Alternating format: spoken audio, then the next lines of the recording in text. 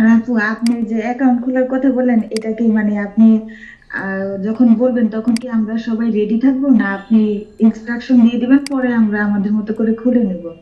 একজনের account instant খুলবো, বাকি সবাই মন দিয়ে দেখবেন, পরে ভিডিও দেখে বাসায় অ্যাকাউন্ট করে নেবেন। কারণ আমি ইনস্ট্রাকশন দিলে তো ওইটা হলো না। যে কোনো একজনের অ্যাকাউন্ট খুলবো, আমি ও, বলবো সে কাজ করবে, আর বাকিরা বাসায় খুলে নেবে।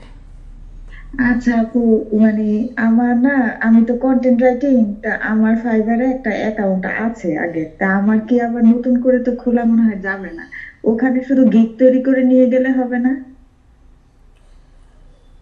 হ্যাঁ হবে, কেন হবে না।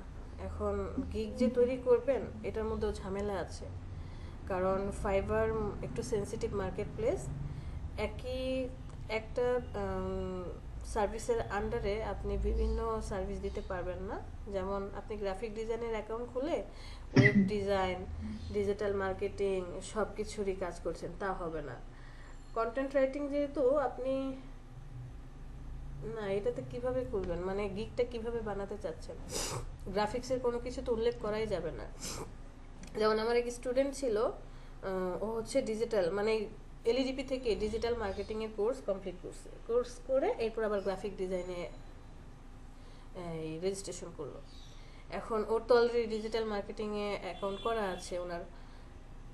গ্রাফিক্সের জন্য কি করবে, সে একটা ছোট্ট একটা বুদ্ধি খাটালো, মানে যে ম্যাম এরকম কি করা যায় না। সে একটা গিগ বানালো, আমাকে জিজ্ঞেস করে নাই বা আমাদেরকে কিছুই বলে না, গিগ টিক পাবলিশ করে পরে দেখাচ্ছে যে ম্যাম এই কাজটা করছি, যে কি সে একটা গিগ বানিয়েছে। গিগের ছবির মধ্যে, যদিও ফাইবারের রোবট বা সিস্টেম ইমেজের মধ্যে কি লেখা আছে সেটা ধরতে পারে না, সে কি করেছে ইমেজের মধ্যে দিয়েছে যে ইউটিউবের তো সে মার্কেটিং করে, ইউটিউবের অল ওভারঅল কাজ সে করবে। লোগো ডিজাইন থেকে শুরু করে কাভার ডিজাইন, থাম্বনেল ডিজাইন এবং ওই যে ইউটিউব মার্কেটিং সব কিছু সে ওই প্যাকেজটার মধ্যে রাখলো। ডেসক্রিপশনে গিয়ে উল্লেখ করে দিয়েছে যে তোমার লোগো দরকার, কাভার দরকার, থাম্বনেল দরকার, এই ডিজাইনগুলো আমি করে দেব। এখন অনেক দিন পর্যন্ত ছিল, লাস্ট 1 মাস আগেও আমি যখন ওনার অ্যাকাউন্ট চেক করার জন্য গিয়েছি, ওনার অ্যাকাউন্টটা ডিজেবল হয়ে আছে। তো হয়তোবা কোনো টার্মস অ্যান্ড কন্ডিশন ম্যাচ করে নাই, যে কারণে অ্যাকাউন্ট ডিজেবল করে দিয়েছে। সেটা যদি এটা হয়, হতে পারে, যদিও তার সাথে আর যোগাযোগ করা হয় নাই। সো আপনি যদি আপনার রিস্ক নিয়ে কাজ করেন করতে পারেন, বাট আমাকে যদি বলেন যে আমি করবো কিনা, তাহলে আমি করবো না ব্যাপারে। আপু, একটা কাজ করে দেন না, ধরুন আমার তো এই কন্টেন্ট রাইটিং এ খুলছি ঠিকই, কিন্তু আমার ইয়ে হচ্ছে না, মানে আমি কোনো অ্যাপ্লিকেশনে প্রায় অনেকগুলো অর্ডার ইয়ে করছি, কিন্তু একটা থেকে ওইখান থেকে পাইনি। বাইরে আমি যার পেয়েছেন? কাছ থেকে, হ্যাঁ, লিগিডের থেকে পেয়েছি। তা আমি চাচ্ছি কি, মানে এই অ্যাকাউন্টটা ডিলিট করে পরে নতুন করে অ্যাকাউন্ট কি খোলা যাবে? হ্যাঁ আপনি ডিসেবল করে দেন, অ্যাকাউন্ট ডিঅ্যাক্টিভেট করে দিয়ে আপনার পিসিটাকে উইন্ডোজ দিবেন, মানে নতুন একটা, আবার নতুন করে উইন্ডোজ দেন, একদম আগের যত ইনফরমেশন আছে সব ইনফরমেশন চলে যাবে, সমস্যা হবে না। আচ্ছা, আর ওই যে পেওনির যে অ্যাকাউন্ট আছে ওগুলাও চলে যাবে, আবার নতুন করে খোলা যাবে? না না, পেওনিয়ার অ্যাকাউন্ট নতুন করে খুলবেন কেন? অ্যাকাউন্ট চলে যাবে কেন, এটা তো আপনার কম্পিউটারে যা যা ছিল সব কিছু রিমুভ হয়ে যাবে। আমরা আমাদের ফোন করি না, আর কি বলে, রিফ্রেশ করে আনি না থেকে, যা সফটওয়্যার আমি ডাউনলোড করেছি, যা যা সব তো চলে যায়। কিন্তু তাই বলে কি আমার জিমেইল অ্যাকাউন্ট ডিসেবল হয়ে যাবে? আমার ইসের অ্যাকাউন্ট, ফোনে যে কন্ট্যাক্ট নাম্বারগুলো ছিল ওগুলো তো ফোনের মধ্যে যেগুলো সেভ করবি সেগুলো চলে যায়, কিন্তু সিমে যেগুলো সেটা তো আর যাবে না। তো আপনার পিসিটা একদম নতুন একটা পিসি হয়ে যাবে, বাট আপনার পেওনিয়ারের অ্যাকাউন্ট বা অন্যান্য যত অ্যাকাউন্ট সব তো ঠিকই থেকে যাবে। তো আমি কেন, ফাইবারের অ্যাকাউন্টে যদি আপনি ডিঅ্যাক্টিভেট না করেন, উইন্ডোজ দেন, সেটাও তো অ্যাক্টিভ থাকবে, আর কি নতুন ও, একটা পিসি হবে। আচ্ছা, মানে আমার তো হচ্ছে ল্যাপটপ, মানে এখানে এটাও কি চেঞ্জ করা যাবে তাই না? কি চেঞ্জ করতে চাচ্ছেন? মানে উইন্ডোজটা হ্যাঁ, আমি তো, চেঞ্জ করা যাবে না কেন? এখন আপনার পিসি কনফিগারেশন কত ওটার উপর ডিপেন্ড করে হচ্ছে উইন্ডোজ দিতে পারেন। ঠিক আছে, চলেন আমরা লোগো ক্লাসে চলে যাই। কেউ একজন বলেন লোগো মানে কি? লোগো বলতে কি বুঝছেন?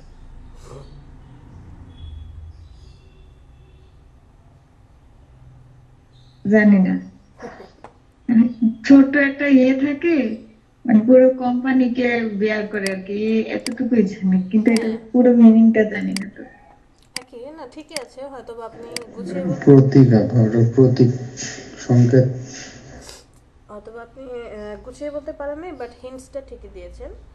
লোগো হচ্ছে এমন একটা সিম্বল, সেটা আইকনিক হতে পারে, টেক্সট বেস হতে পারে, অথবা আইকন এবং টেক্সট এই দুইটার কম্বিনেশনও হতে পারে। এটা এমন একটা সিম্বল যা কোনো একটা কোম্পানি, ইনস্টিটিউট বা পার্সোনাল অথবা কোনো একটা ব্র্যান্ডকে কি করবে, ব্র্যান্ডের যেই পরিচিতি আছে সেটা সে বহন করে। মানে লোগোটা দেখলেই আপনি বুঝে যাবেন যে এইটা কি কাজ করে। ওই যে বলে না, এই ছোট মরিচের ঝাল বেশি, ওই রকমটা, যে একটা ছোট্ট একটা জিনিস, একটা ছোট্ট সিম্বল দেখেই আমরা বুঝতে পারি যে এটা কি রিলেটেড কাজ করে, বা এই লোগোটা কাদের, এই লোগোটা কি সার্ভিস দিয়ে থাকে। টোটালি সে ব্র্যান্ডিং করবে, যে ছোট্ট একটা সিম্বল একটা বিশাল কাজের ব্র্যান্ডিং করে। গ্রাফিক্সের ভাষায় যদি আমরা বলি, তাহলে লোগোটাকে আসলে বলা হয় যে এই একটা লোগো হচ্ছে গ্রাফিক মার্ক, একটা গ্রাফিক মার্ক যেটা এমব্লেম হতে পারে, মানে এলাবোরেট বা হিজিবিজি টাইপের হয় না, যে অনেক টেক্সট থাকে আমাদের স্কুল কলেজে যে লোগোগুলো হয়, সিম্বলাইজ হতে পারে বা স্টাইলাইজ নেমও হতে পারে। স্টাইল করে যে লেখে, যে কোকা কোলা স্টাইল করে নামগুলো লেখে, এটা কি হবে, একটা identify a company, organisation, product or brand. কি হবে, অবশ্যই এটা একটা আইডেন্টিফাই হবে। এটা অ্যাবস্ট্রাক্ট অথবা ফিগারেটিভ ডিজাইন হতে পারে, অথবা present stylise version of companies name, কোম্পানির নাম দিয়েও কি হয়, লোগো হয়। আবার শুধু আইকন দিয়েও কি হয়, লোগো হয়। যেটাই হোক না কেন, সে কি করবে, রিকগনিশন, যেটা দেখলে আমরা বুঝে যাই, সে হচ্ছে আপনার আইডেন্টিফাই বহন করবে। এটা আপনার পার্সোনালও হতে পারে, অনেক পার্সোনালও নিজের নামকেই লোগো বানায় ফেলে। তো একটু পড়াশোনা করেন, লোগো কি, কেমন হয়, লোগো ডিজাইন কত হয়, কোন পার্সপেক্টিভে লোগোর সাইজ কত হয়। যেমন আমি যদি বলি যে স্ট্যান্ডার্ড লোগো সাইজ, এখন স্ট্যান্ডার্ড লোগো সাইজ বললে নির্দিষ্ট করে কোনো লোগো স্ট্যান্ডার্ড সাইজ নেই, একদম নির্দিষ্ট করে কোনো সাইজ নেই যে আপনি সব সময় এত সাইজেই লোগো বানাবেন, কারণ এক একটা ভিউতে লোগোর সাইজটা চেঞ্জ হয়ে যাবে। লোগোর সাইজ কি হয়ে যায়, চেঞ্জ হয়ে যায়। ওয়েবসাইটে যখন যাবে তখন লোগো একটু লম্বাটে হতে হবে, মানে পাশাপাশি লম্বাই যেরকম লম্বা হবে। যদি আপনার সোশ্যাল মিডিয়ার কোনো পোস্টে ব্যবহার করেন তাহলে কি হবে, একটু স্কোয়ার টাইপের হতে হবে। যে the standard size of logo depends on the platform you are uploading it to. কি বলেছে, যে লোগোর সাইজটা ডিপেন্ড করবে আপনি কোন প্ল্যাটফর্মে বা কোথায় আপনি ব্যবহার করছেন। ফর এক্সাম্পল, ইউটিউব প্রোফাইলের জন্য, ইউটিউব প্রোফাইলের ফটো কি হয়, 800 পিক্সেল বাই 800 পিক্সেল। তো এইখানে আপনি লোগোটা কি জন্য ব্যবহার করবেন, logo website or email signature usually has maximum height 100 pixel. So আপনি আগে আপনাকে জেনে নিতে হবে যে আমি কোথায় লোগোটা ব্যবহার করব, সেই অনুযায়ী আমাকে লোগো বানাতে হবে। একটা লোগোরই অনেকগুলো ভার্সন থাকে। যেমন এই যে দেখেন, ও এখানে দেখাইছে যে সে একটা লোগো বানিয়েছে, একটা শিল্ডের আইকন, তার কোম্পানির নাম। তো ফার্স্টে সে কি করেছে, যে 112 পিক্সেল দেখিয়েছে যে ওয়াইডে। এটা একটা কি, আমি যদি বলি যে আয়তক্ষেত্র আমরা আর্ট করি না, আয়তক্ষেত্রের মতো, যদি এইখান থেকে একটা আয়তক্ষেত্র আর্ট করি বা বক্স আর্ট করি, আয়তক্ষেত্রের মতো হচ্ছে, মানে ওয়াইডে বেশি। এটাও দেখেন। আবার এটা যদি দেখেন, এটা আরো বেশি কি হলো, লম্বা হয়ে গিয়েছে। দ্যাট মিনস এটা কোথায়, ওয়েবসাইটে ব্যবহার করবে। সো এই লোগোটা আবার দেখেন, এটা কিন্তু একটা স্কোয়ার লোগো। এটা কি হলো? Square logo. এই যে এটাতে দেখেন, এটা একটা স্কোয়ার লোগো, যেখানে আইকনটা উপরে আর নামটা নিচে আসছে, আবার আইকনটা সামনে, নামটা ডানে নিয়েছে। আপনাকে এগুলো চেঞ্জ করে বসাতে হবে। মানে আপনি ডিজাইন করবেন একটা, বাট সেটার কম্বিনেশন করে কি হবে, বিভিন্ন যে সাইটগুলো আছে, সাইটে দেওয়ার আগে কোনটা কিভাবে হয়।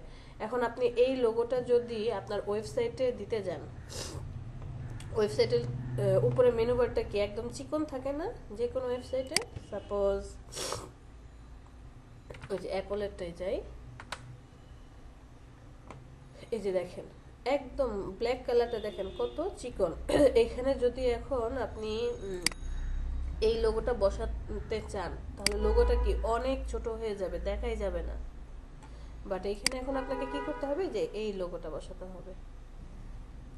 সো লোগোর সাইজ ডিপেন্ড করবে যে আপনি কি প্ল্যাটফর্মে, কোন প্ল্যাটফর্মে ব্যবহার করবেন, সেটার উপর ডিপেন্ড করে আপনি লোগো বানাবেন। আর লোগো বানানোর সময় চেষ্টা করবেন যে লোগোটাকে এমনভাবে ক্রিয়েট করার জন্য সেটা যাতে স্কোয়ার এবং এই যে ওয়াইড বেশি থাকে, দ্যাট মিনস হরিজন্টালি এবং ভার্টিক্যালি দুইটাতেই সে ব্যবহার করতে পারে। এটা গেল লোগো। কি লোগো কত কি বলে, লোগোর যে স্ট্যান্ডার্ড সাইজ ওটা। তো আপনাদের হোমওয়ার্ক হচ্ছে এগুলো একটু বাসায় পড়াশোনা করবেন। আসলে একদিনে তো হবে না, আপনি একদিনে এই লোগো ডিজাইনার হয়ে যাবেন না। ডে বাই ডে এটা আপডেট হতে থাকে, ডে বাই ডে লোগোগুলো চেঞ্জ হতে থাকে, ইভলিউশন হতে থাকে, ডিজাইনের পরিবর্তন আসে। একটু পড়াশোনা করলে বুঝতে পারবেন। এরপরে যাই টাইপস অফ লোগো, মানে লোগো কত প্রকার। কেউ কেউ বলে লোগো 5 প্রকার, কেউ বলে 7 প্রকার, অনেকে বলে 10, আবার অনেকে আছে বলছে না 3 প্রকার, 4 প্রকার, 5 প্রকার, কেউ বলছে না 12 প্রকার। এক একজন এক এক মত দিচ্ছে। আসলে সবাই যে বলছে এক একজন এক একটা, সবাই সবার দিক থেকে ঠিক আছে, সবাই কি আছে, সবার দিক থেকে ঠিক আছে। এই এত মতামতের ভিতরেও আপনি স্ট্যান্ডার্ড ধরে নেবেন হচ্ছে 3 প্রকার আর 7 প্রকার, এই দুইটাকে স্ট্যান্ডার্ড ধরে নেবেন। বাট বাকি যারা বলছে তারাও কিন্তু ঠিকই বলছে, ওরাও কি করছে, ওই যে কম্বিনেশন করে করে যে লোগো বিভিন্ন রকমের হয় সেটা বুঝিয়েছে। একদম সর্বপ্রথমে 99 ডিজাইন ও কি বলেছে, ও বলেছে যে লোগো হচ্ছে 7 টাইপস অফ লোগো কি হয় পাওয়া যায়। আর 3 টাইপস অফ লোগো এটা আমরা পরে দেখবো, আগে 7 টাইপস অফ লোগোটা দেখে আসি। একটা মিনিট, ফোনটা একটু চার্জে দেখি।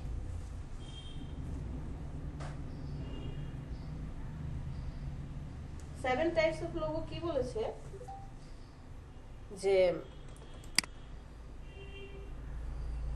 এখানে আপনি টোটাল 7 ধরনের লোগো পেয়ে যাবেন, যেগুলো আমরা কম্বিনেশন করে বানিয়ে থাকি। এই যে দেখেন, logo is a image that symbolise your business. একদম সংক্ষিপ্ত করে কি করলো, উদাহরণটা দিয়ে দিল। এই যে দেখেন, তারা লোগোকে টোটাল 7 ভাগে ভাগ করেছে। কি কি? Abstract mark, mascot logo, combination logo, emblem logo, letter mark, pictorial, word mark. একটা একটা করে আমরা বুঝি। সে 7 ধরনের বলেছে এখানে, এটাকে আমরা আবার 3 ধরনের বানায় ফেলবো। এই যে অ্যাবস্ট্রাক্ট লোগোটা আর একটু ঘুরে এসে দেখেন পিক্টোরিয়াল লোগো। এই দুইটা লোগো দেখতে প্রায় একই রকম, মানে এই দুইটা লোগো যে ডিজাইন করেছে একই কন্ডিশনে ডিজাইন করেছে, ওদের ডিজাইনের ক্যাটাগরি একই, বাট মিনিংয়ে ভিন্নতা আছে। এটাও একটা শেপ দিয়ে আর্ট করেছে, 3টা শেপ ইউজ করেছে সার্কেলের ভিতরে, এখানেও একটা রাউন্ড শেপ নিয়ে পরে হচ্ছে ওই যে শেপ বিল্ডার টুল দিয়ে বাদ দিয়ে তারপরে হচ্ছে আর্ট করেছে। এটাও একটা আইকনিক লোগো, এইটাও একটা আইকনিক লোগো, শুধু একটা সিম্বল আর কিচ্ছু নেই। বাট এইটাকে অ্যাবস্ট্রাক্ট বলছে, এটাকে পিক্টোরিয়াল বলছে। কেন? অ্যাবস্ট্রাক্ট লোগোটা হচ্ছে যে এটা একটা আইকনিক লোগো হবে, সিম্বল লোগো হবে, শুধু আইকন থাকবে, কোনো টেক্সট থাকবে না। অনেকগুলো শেপের মাধ্যমে ভেক্টরাইজ করে কি করা হবে, লোগোটা ক্রিয়েট করা হবে। বাট এই লোগোটা আপনার আশেপাশে যে সারাউন্ডিং এনভায়রনমেন্ট আছে তার সাথে ম্যাচ করবে না, কোনো কিছুর সাথেই ম্যাচ করবে না। ও নিজেই একটা মিনিংফুল ওয়ার্ড ক্যারি করবে। বাট পিক্টোরিয়াল মার্ক যে লোগোগুলো আছে এটাও সেম, যে বিভিন্ন শেপের মাধ্যমে ভেক্টরাইজ হয়ে এই লোগোগুলো বানানো হয়, আইকনিক লোগো হয় বা শুধু একটা সিম্বল হয়।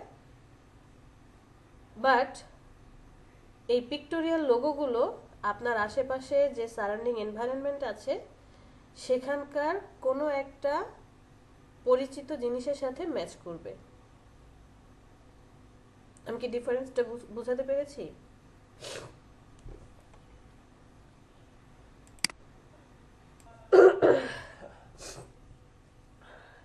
আচ্ছা, এখানে ছিলাম, কি বলেছি যে অ্যাবস্ট্রাক্ট লোগো আর হচ্ছে পিক্টোরিয়াল লোগো দুইটা কিন্তু একই ক্যাটাগরির, বাট দুইটার মধ্যে পার্থক্য এতটুকুই, অ্যাবস্ট্রাক্ট লোগোটা আপনার আশেপাশে কোনো কিছুর সাথে ম্যাচ করবে না, এটা ইউনিক একটা সিম্বল বহন করবে। বাট পিক্টোরিয়ালটা কি করছে, কোনো একটা চিত্রকে বা একটা পরিচিত মুখকে নিয়ে কাজ করবে। তাহলে এই দুইটা কি একই না? এই দুইটা জিনিস একটাই, বাট এটার মিনিংটা হচ্ছে ভিন্ন। এবার আসি নিচে, লেটার মার্ক এবং হচ্ছে ওয়ার্ড মার্ক।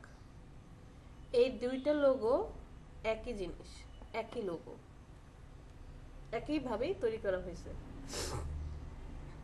কি দিয়ে? টেক্সট দিয়ে, মানে টেক্সট বেস লোগো এগুলা, যেগুলো শুধু টেক্সট দিয়ে বা লেটার দিয়ে করা হয়। আমরা যে অ্যালফাবেট জানি ABCD, এগুলা লেটার দিয়ে যে লোগোগুলো ক্রিয়েট করা হয় তাদেরকে আমরা বলে থাকি letter based logo.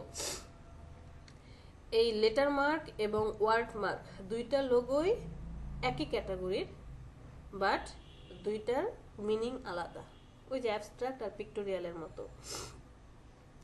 Word mark লোগোটা হচ্ছে এখানে একটা ফুল ওয়ার্ড থাকবে, একটা অথবা দুইটা, দুইটার বেশি হবে না। ওরা কি করে, ফুল একটা ওয়ার্ড নিয়ে তারপরে হচ্ছে লোগোটা ক্রিয়েট করে। যেমন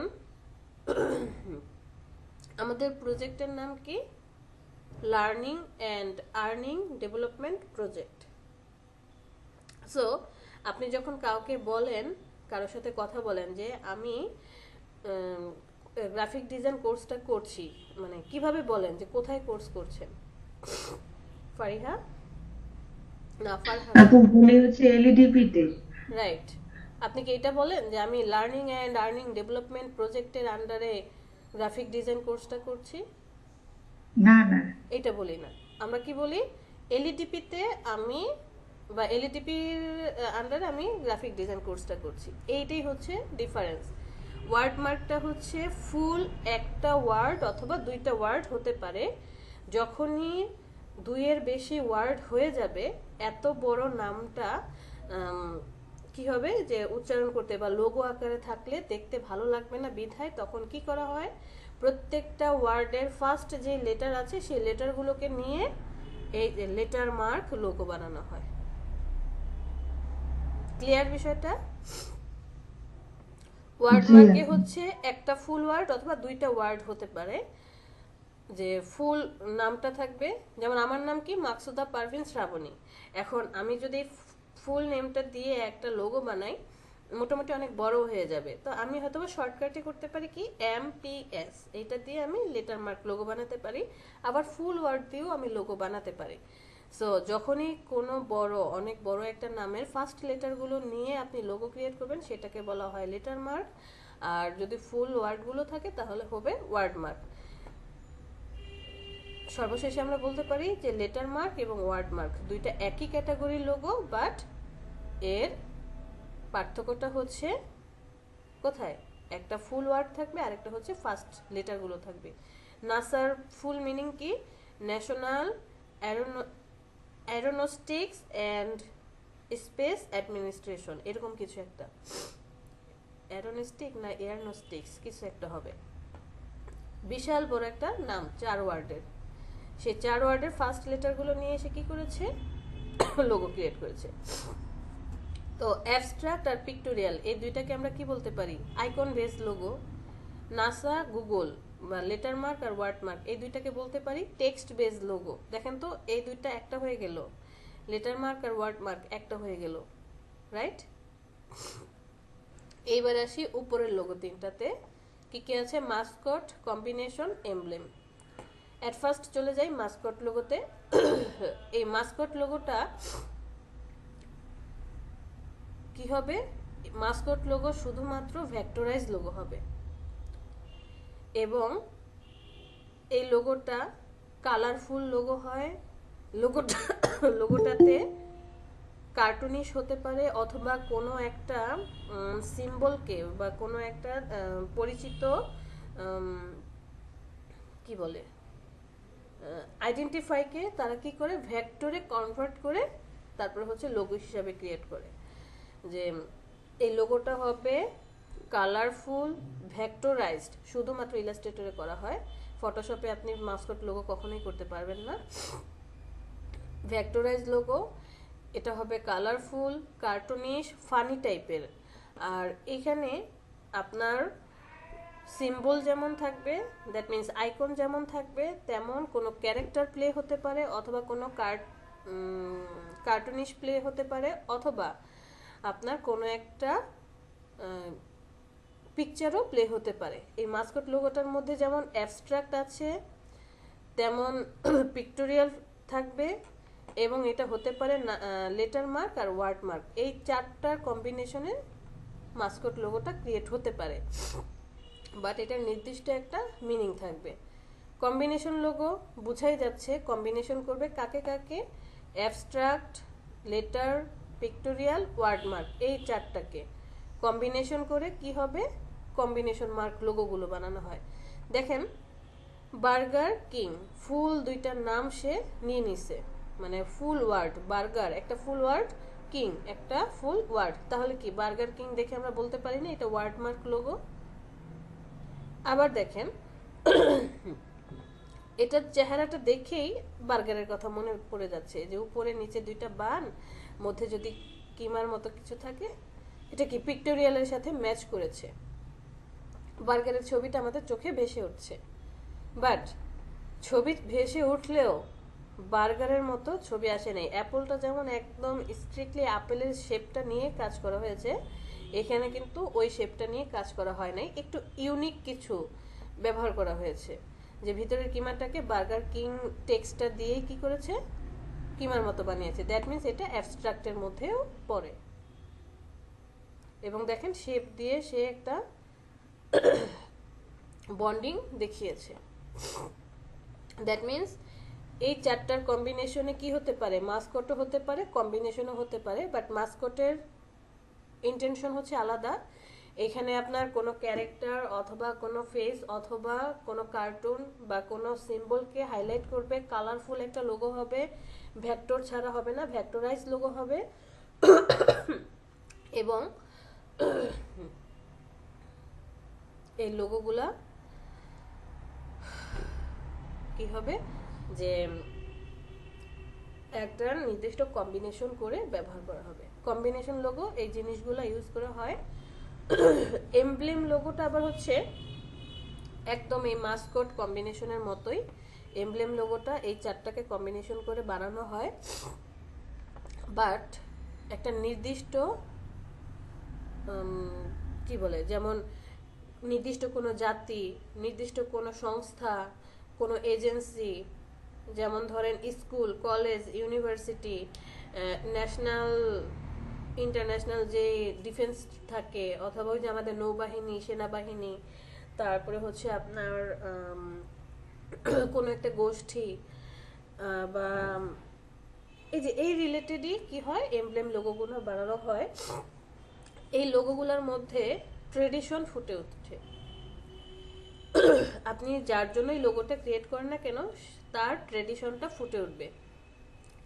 সাপোজ স্কুলের, তখন সে বই খাতা বা এরকম কিছু সিম্বল দিয়ে বানানো হয়। সাপোজ আপনি ল ফার্মের জন্য বানাচ্ছেন, তাহলে কি হবে, ওই যে ল ফার্মের যেই আইকনগুলো থাকে সেগুলো বেস করে টেক্সট দিয়ে বানানো হয়। ধরেন আপনি কোনো ডিফেন্সের জন্য বানাচ্ছেন, ডিফেন্সের যেই সিম্বলগুলো থাকে সেগুলো দিয়ে বানানো হয়।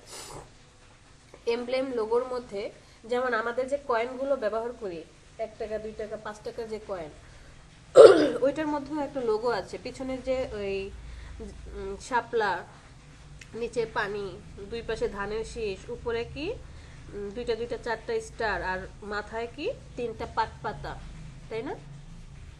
এরকমই তো, এটাও কিন্তু একটা প্রতীকী লোগো, আমাদের ঐতিহ্য বহন করে। এমব্লেম লোগো বলা হচ্ছে এই লোগোগুলোকে।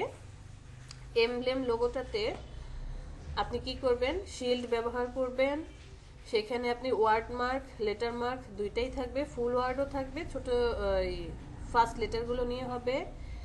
আপনার একটা জাতির যে ঐতিহ্য সেটা বহন করবে।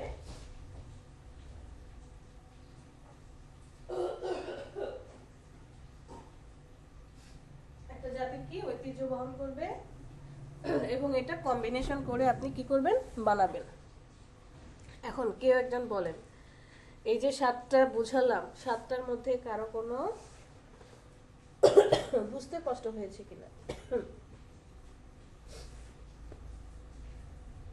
জি না আপু, মানে লোগোটা সম্পূর্ণ হচ্ছে যে ক্লায়েন্ট যে থিম দিয়ে দিবে সেই থিমের উপর চিন্তা করে তারপরে এগুলো অ্যাপ্লাই করতে হবে। সেই থিম না রে ভাই, আমরা মানে আপনি যদি চান 50 টাকা দিয়েও কি করতে পারবেন, লোগো বানাতে পারবেন। আবার $500 দিয়েও লোগো বানানো যায়।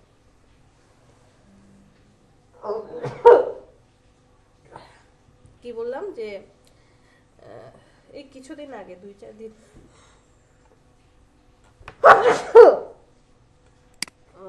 একদমই যে একটা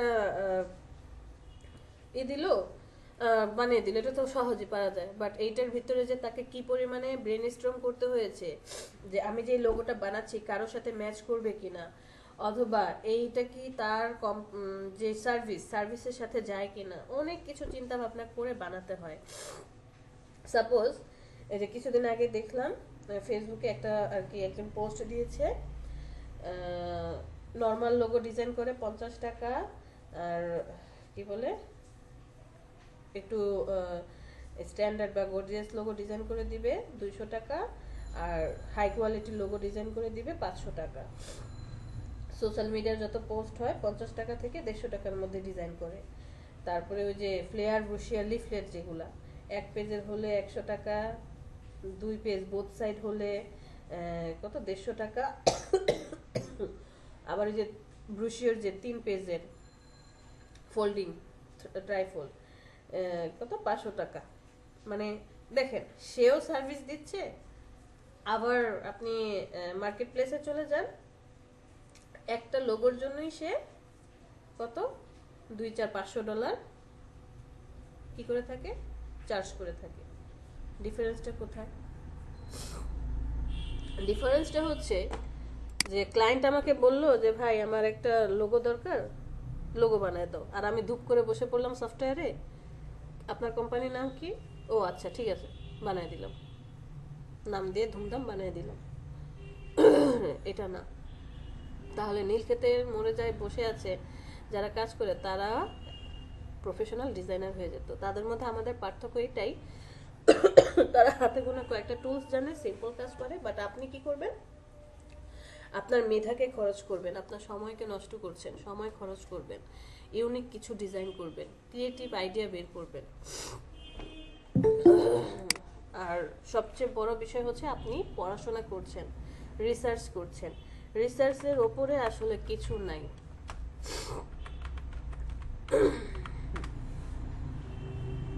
আচ্ছা, তো এই 7 প্রকার। আপা, আমাদের এই কাজগুলো কি ল্যাপটপে করা সম্ভব কিনা আপা? কেন ল্যাপটপে করতে পারবেন না? ল্যাপটপে কি প্রবলেম? ডেস্কটপ ল্যাপটপ একই তো, আপনার সফটওয়্যার থাকলে আপনি কেন কাজ করতে পারবেন না? গুগল ওপেন করতে পারলে কেন আপনি স্টাডি করতে পারবেন না? আমি ঠিক বুঝি নাই সাইফুল স্যার আপনার কথা।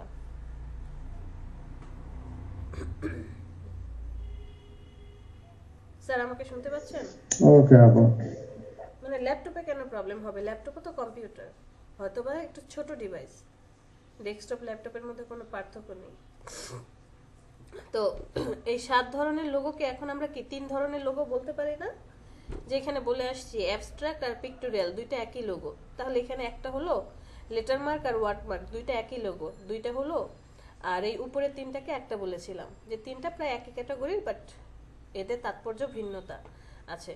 তিনটাকে একটা লোগো, তাহলে কি 3 ধরনের হলো যে আইকন বেস, যেগুলো শুধু আইকনের মতো হবে। টেক্সট বেস, যেখানে কি হবে শুধু টেক্সট নিয়ে কাজ করা হবে। আর আরেকটাকে বলা যায় আইকন উইথ টেক্সট বেস, মানে আইকন বা সিম্বল থাকবে সাথে টেক্সট থাকবে, সিম্বল থাকবে টেক্সট থাকবে, সিম্বল উইথ টেক্সট। এইভাবেই হচ্ছে ওরা 3 রকম বলেছে। যে এই যে 3 টাইপস অফ লোগো, এই যে দেখেন word mark, logo type, brand mark. Word mark বলেছে যেগুলো নাকি যে এরকম লেখা দিয়ে হবে, আর লোগো টাইপ বলেছে আইকনের মতো করে, যে এই যে দেখেন আইকন, আইকন শুধু আইকন।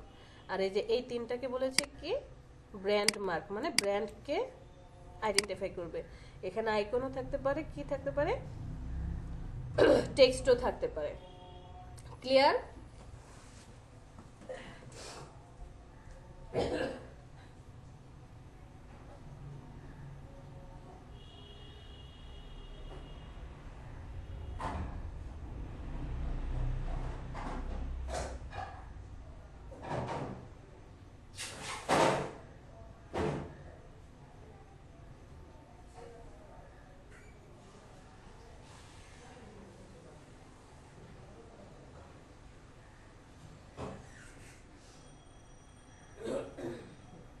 আমরা তো শুধু এই 7 ধরনের অপশনটাই দেখলাম। একটু স্ক্রল করে যদি নিচে চলে যান, আমি এতক্ষণ যে বক বক করলাম এই ডিটেলস আপনি নিচে পেয়ে যাবেন এবং উদাহরণ সহকারে ডিটেলস পাবেন, কেন হয়েছে, কি কারণে হয়েছে, কিভাবে বানানো হয়েছে, এবং এ টু জেড ডিটেলস পেয়ে যাবেন। বাসায় পড়াশোনা করবেন। ভাই একটা কথা বলি, আপনাকে আপনি যেখানেই যান, ফ্রিতে কোর্স করেন আর পেইড কোর্স করেন, যেখানেই কোর্স করেন না কেন আপনাকে কি করবে, এই জিনিসগুলো ধরিয়ে দিতে পারবে যে কোনটা কি লোগো, কিভাবে কি। দ্যাট মিনস আমি সবসময় একটা উদাহরণ দিই যে আমি আপনাকে আটা কোনটা, ময়দা কোনটা, চিনি কি কাজ করে, কত পরিমাণে নিলে কেমন কতটুকু মিষ্টি হবে, বা লবণ কোথায় ব্যবহার করতে হয়, কোথায় ব্যবহার করতে হয় না, এরপর তেল কি কাজ করে, তারপরে হচ্ছে বেকিং পাউডার কি আর খাবার সোডা কি, তারপরে হচ্ছে ধরেন পানি কতটুকু পরিমাণে, কোনটাতে কত পরিমাণে দিবেন। তো আপনাকে এই প্রত্যেকটা এলিমেন্ট আপনাকে শিখিয়ে দিতে পারবো, বোঝাতে পারবো, এবং কে কেমন কাজ করে সেটা আপনাকে জানাতে পারবো। বাট পরবর্তী ধাপ হচ্ছে আপনার, যে এটা নিয়ে আপনি আরো গবেষণা করবেন, গবেষণা করে রিসার্চ করে এখন কি আপনি কেক বানাবেন, নাকি পিঠা বানাবেন, নাকি বিস্কিট বানাবেন, রুটি বানাবেন, কোনটা করবেন সেটা আসলে আপনার ইচ্ছা, আপনার পড়াশোনার উপর ডিপেন্ড করবে। আপনাকে কেউ যে একটা কথা বলে না, স্কুল কলেজে আমরা যখন যেতাম তখন আমাদেরকে কি করতো স্যারেরা, যে একটা অঙ্ক করিয়ে দিত, করিয়ে দিয়ে বলতো যে এই 1 নম্বর অঙ্কটা করিয়েছি, 1 থেকে 5 পর্যন্ত সব কিন্তু একই নিয়মে হোমওয়ার্ক থাকবে। তার মানে কি, সে আমাদের রুলসটা ধরিয়ে দিত, বাকিগুলো আমাদেরকে করতে হতো। সেম এজ আপনাকে এই জিনিসগুলো ধরায় দেওয়া যাবে, কিন্তু ডিজাইন সেন্স কখনো আপনাকে কেউ করে দিতে পারবে না। যে এই ডিজাইনটা করেছে, যে আপেলের এই ডিজাইনটা সিম্পল দেখে মনে হচ্ছে না, সিম্পল একটা আপেল একটু এদিক দিয়ে কেটে দিয়েছে, আসলে কি তাই? এটার মধ্যে যে কি পরিমাণে হিডেন মিনিং আছে, এটার মধ্যে যে কত কাহিনী লুকায় আছে, এই জিনিসগুলো তো আমাদেরকে স্টাডি করে বের করতে হবে। আমার মাথা থেকে কে এত তাড়াতাড়ি চলে আসবে? না, কখনোই না। সো একটু পড়াশোনা করব, পড়াশোনা না করলে কোনো কাজে লাগবে না। এখন কিছু কথা বলবো। সাপোজ আমার ক্লায়েন্ট আমার কাছে আসলো, এসে বলল যে আমার একটা লোগো প্রয়োজন। মাথা খারাপ থাকবে। বিজনেস কার্ডের মতো ফ্রন্ট পার্ট যেমন আলাদা করে করেছেন, ব্যাক পার্ট আলাদা, দুইটা আলাদা ডকুমেন্টে, ঠিক তেমনই ফ্লেয়ারের মধ্যেও।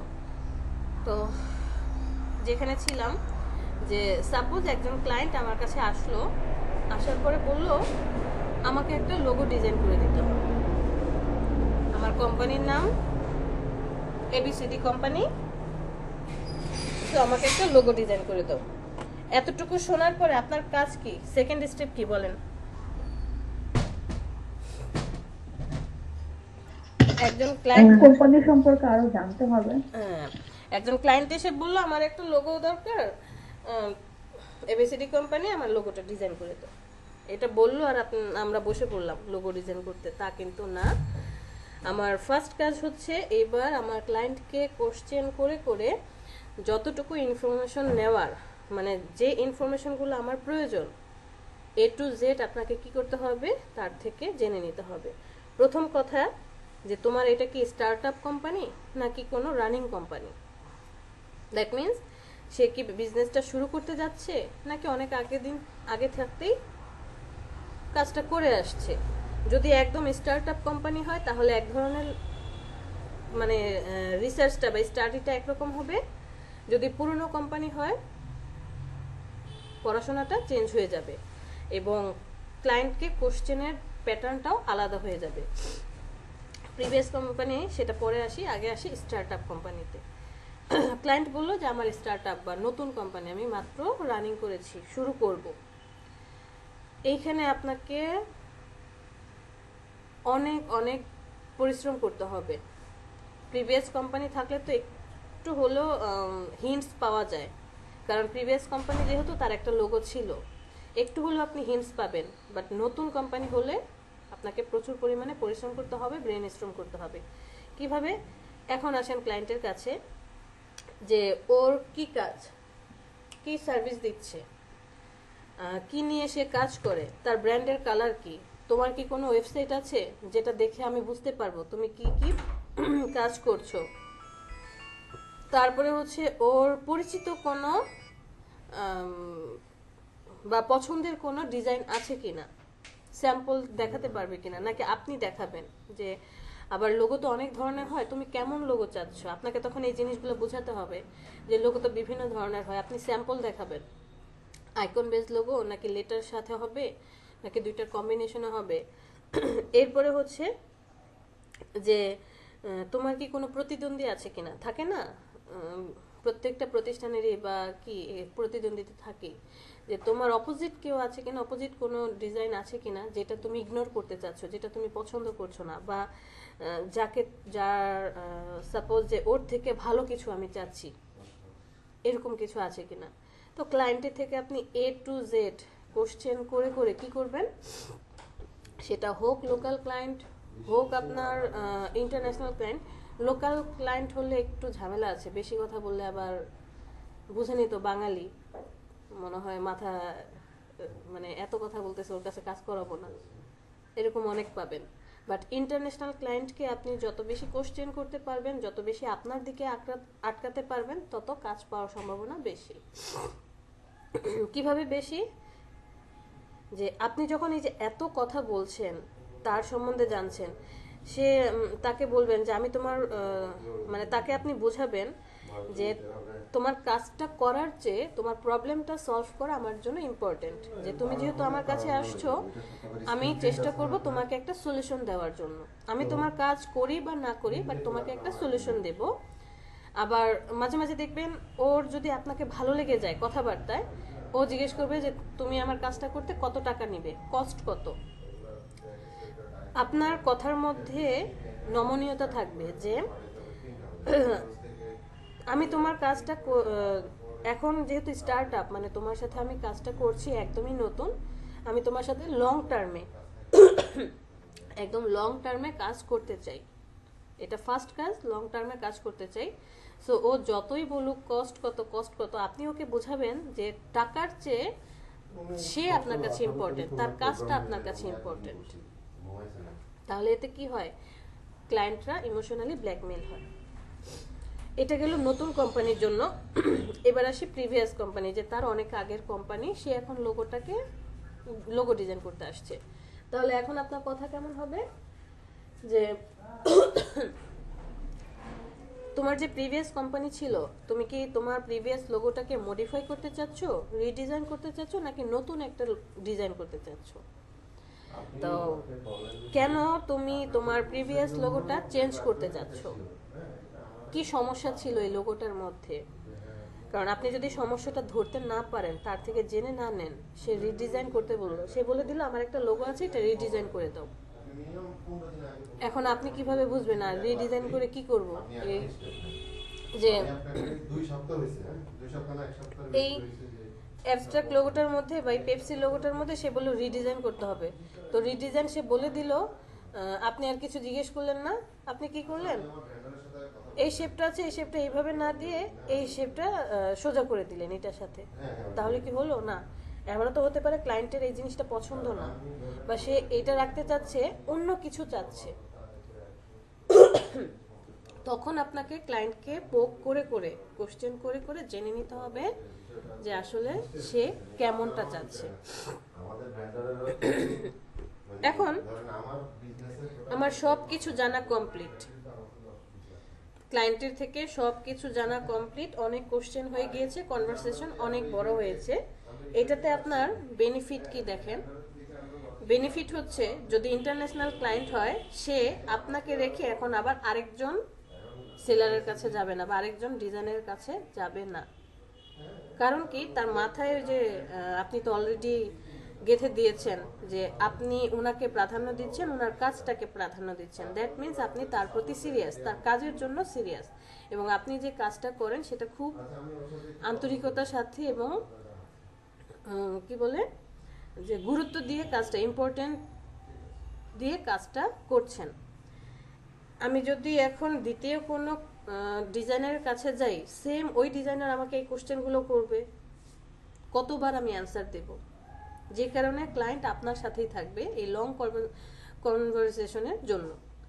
সেকেন্ড, আপনি সব কিছু জেনে, কথা শুনে বুঝতে পারলেন যে এই কাজটা করতে হলে ধরেন কত, $50 পারফেক্ট, $50 হলে কাজটা আমি করব।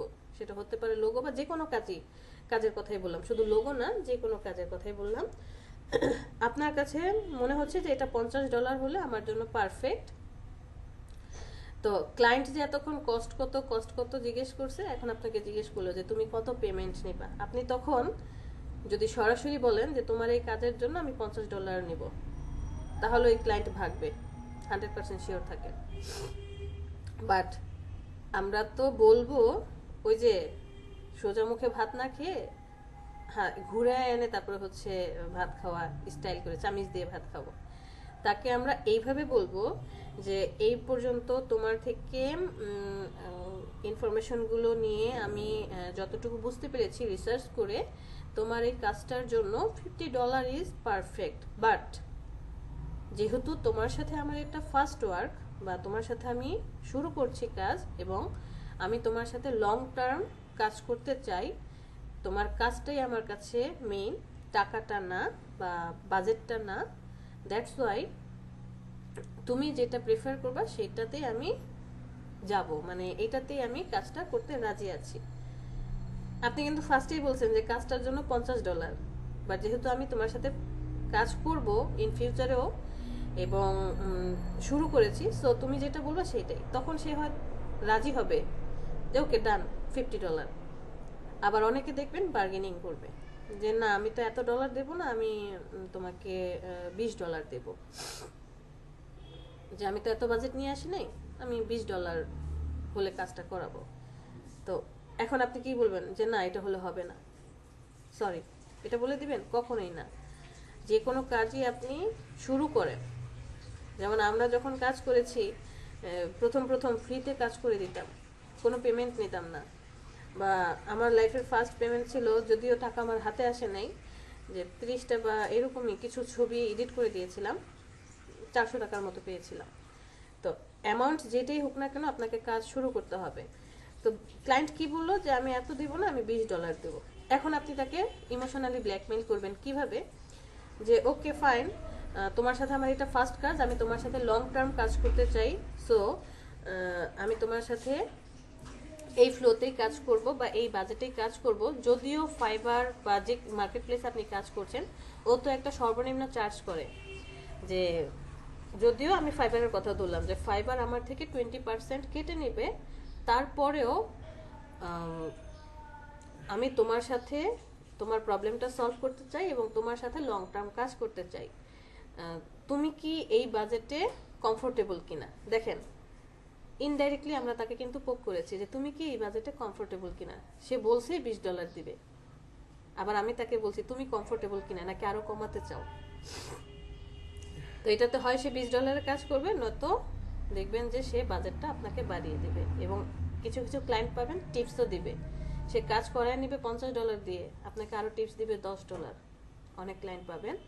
আর লোকাল মার্কেটে কাজ করতে গেলে এই যে এতক্ষণ এত বকবক করলাম, যারা কাজ বুঝে, যেমন এই যে কে জানো আজমেরি বা কে যেন বললো, এক আপু যে ডিজাইন করলো লোগোটা, তো কি মনে হচ্ছে একদম ইজি, বাট আসলে ইজি না। অনেক কিছু মেনটেন করতে হয়, যে কারোর সাথে ম্যাচ করে কিনা, বা আমি যে ডিজাইনটা করছি এটা কি ইউনিক কিনা, বা তার বিজনেসটা আসলে ফুটে উঠছে কিনা, সবকিছু মেনটেন করতে হয়। লোগোর মধ্যেও কিন্তু অনেক হিডেন মিনিং থাকে, এই জিনিসগুলো আপনাকে ক্যারি করতে হবে। তারপরে না আরেকজনকে দেখছি যে একটা লোগো এঁকে হুম। আবার সুন্দর করে একটা স্টোরি ক্লায়েন্টকে দিয়ে দিয়েছে হ্যাঁ, যে এটা কেন সে কেন করেছে, করেছেন, এটাই এবং তো। ক্লায়েন্ট না ওইটা শুনেই কাইট, এবং ওরে প্রায় যেটা মনে করে যে ও $10 পাওয়ার কথা ছিল, সে খুশি হয়ে তাকে আরো $5 বেশি দিয়ে এক্সট্রা দিয়েছে। দিয়েছে, টিপস দেয়, হ্যাঁ। তো এখন আসেন এই যে এই ব্যাপার গেল, যে কস্টের ব্যাপার, টাকার ব্যাপার, রিসার্চের ব্যাপার। ক্লায়েন্টের সাথে কথা শেষ, ক্লায়েন্ট একটা সময় দিয়েছে 3 দিনের মধ্যে তাকে কাজ করে দিতে হবে। তো 3 দিন অনেক সময়। এখন আপনি বসবেন, তার এই ডিটেলস নিয়ে কাজ করবেন, যে কেন সে তার যে লোগোটা বা তার যে ডিজাইনটা কিভাবে হবে আপনি রিসার্চ করে। আমরা অনেকেই আছি সরাসরি কি করি, সফটওয়্যারে বসে পড়ি, এটা কখনোই করা যাবে না। আপনি যে কোনো ডিজাইন করেন, যে কোনো ডিজাইন করেন, সরাসরি কখনো সফটওয়্যারে বসবেন না। যেমন আমি একদম সিম্পল একটা উদাহরণ দিই, এই যে আপনাদের জন্য যখন ইউটিউবে থাম্বনেল বানাচ্ছিলাম, তখন আমি খাতায় আগে মানে থাম্বনেলগুলো কেমন হয় রিসার্চ করেছি, ঘুরে ঘুরে রিসার্চ করলাম যে এডুকেশনাল থাম্বনেলগুলো কেমন হয়। এরপরে নিজে একটা খাতায় প্রায় 3টা ডিজাইন করেছিলাম। মানে সিম্পল, আপনাকে এমন হতে হবে না যে আর্ট স্কুল থেকে আর্ট করা শিখতে হবে, অনেক ভালো ডিজাইন করতে, ভালো স্কেচ করতে হবে না। সিম্পল, আপনি অ্যাটলিস্ট বুঝতে পেরেছেন বা ডিজাইনটা ফুটায় তুলতে পারবেন, সেটা আপনাকে হাতে আর্ট করতে হবে। যে কোনো ডিজাইন, সেটা হতে পারে ফ্লেয়ার ডিজাইন, বিজনেস কার্ড, যা বলেন। এই যে আপনারা ম্যানিপুলেশন করেন, এটাও কিন্তু আপনি খাতায় আর্ট করা যায়। যে আমি ছবিটা এখানে বসাবো, এটা চারপাশে একটা এরকম ইফেক্ট থাকবে, এখান থেকে ডান পাশের উপর থেকে একটা ইফেক্ট আসবে, একটা খাতায় অ্যাড করা। লোগোটা তো আরো বেশি ইম্পর্টেন্ট। যত বড় বড় ডিজাইনার আছে, একটু ইউটিউবে গেলেই দেখবেন, তারা কিন্তু আগে এগুলো রিসার্চ করে, রিসার্চ করার পরে খাতায় স্কেচ করে, একবার দুইবার তিনবারের সময় যখন মনে হয় যে হ্যাঁ ইট ইজ পারফেক্ট, এরপরে যায় সফটওয়্যারে, ছবিটা তুলে নিয়ে সফটওয়্যারে চলে যায়, তারপরে হচ্ছে ডিজাইন করে। কিভাবে আসেন দেখি, এখানে কি আছে নাকি, না এখানে পাওয়া যাবে না।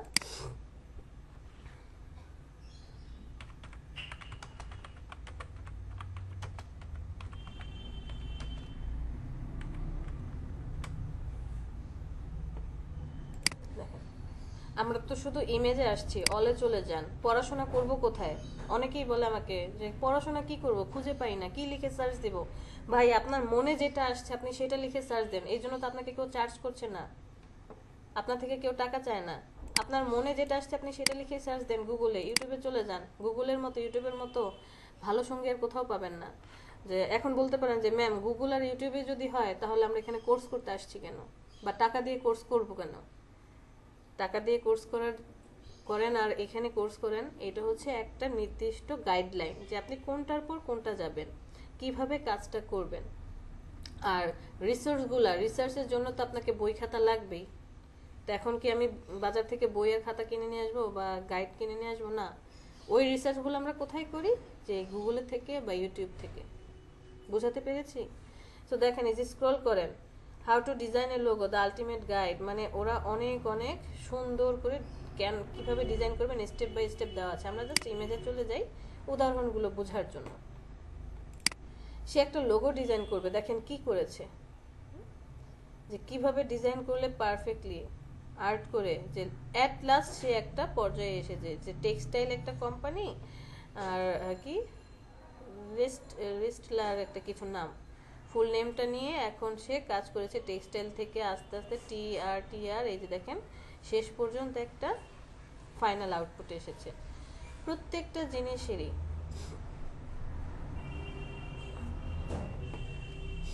দেখেন, যেমন এই যেটা দেখেন কি পরিমাণে সে এটা নিয়ে কাজ করেছে, অ্যাট লাস্ট একটা ডিজাইনে যে এরকমটা হবে।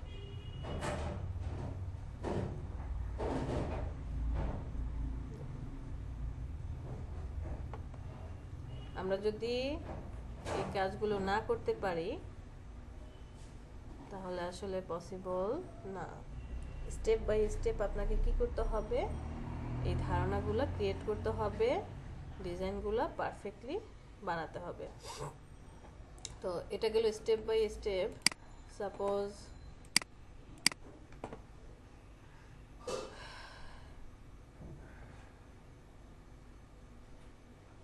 ভিডিও আসবে, এটাই তো মেন প্রবলেম। আমরা যদি ওদের সাইটটাতেই চলে যাই, যে ফার্স্টে বলেছি ইভালুয়েট দ্য ব্র্যান্ড, তুমি ব্র্যান্ড নিয়ে আগে কাজ করো, ক্লায়েন্ট কি চাচ্ছে সেটা নিয়ে আগে ভাবো, তারপর রিসার্চ দ্য ইন্ডাস্ট্রি নিয়ে রিসার্চ করো। তারপরে বলেছে কি যে make a list of where the logo will be used, কোথায় কোথায় সে ব্যবহার করবে সেটার একটা লিস্ট বানাও। এরপরে বলেছে স্কেচ করো a variety of logo concept, তোমার যে কনসেপ্টগুলো আছে সেগুলো তুমি হাতে স্কেচ করো। দেখেন কি করেছে, এত এত স্কেচ করার পর লাস্টে সে যেটাতে আসছে, লাস্ট থিমে create digital drafts in vector software, মানে এইবার তুমি তোমার সফটওয়্যারে চলে আসো, যে ছবি তুলে নিয়ে এসে এখন সে ড্রাফট করেছে, ড্রাফট করার পরে final output. Refine your logo design with feedback, এবার তুমি তোমার ক্লায়েন্টের থেকে কি নাও, ফিডব্যাক নাও। ওকে, আর prepare and deliver the final logo files, তারপরে তুমি তোমার ক্লায়েন্টকে কি করো, ফাইনাল লোগোটা দাও। আপনাকে যে একটা লোগো ডিজাইন করে সরাসরি একটা মকআপে বসিয়ে তাকে এই অ্যাপ্রুভ নিয়ে নিলাম না, আপনাকে কয়েকটা সেক্টরে বসিয়ে তাকে দেখাতে হবে যে এই কালারের মধ্যে এরকমটা হবে, এইটার মধ্যে এটা এটা, আবার আপনি কেন এই জিনিসগুলো ব্যবহার করেছেন সেইটার একটা থিম থাকতে হবে। প্রত্যেকটা জিনিসেরই কি আছে, থিম আছে, যে কেন আমি এই জিনিসটা ব্যবহার করেছি। ওকে,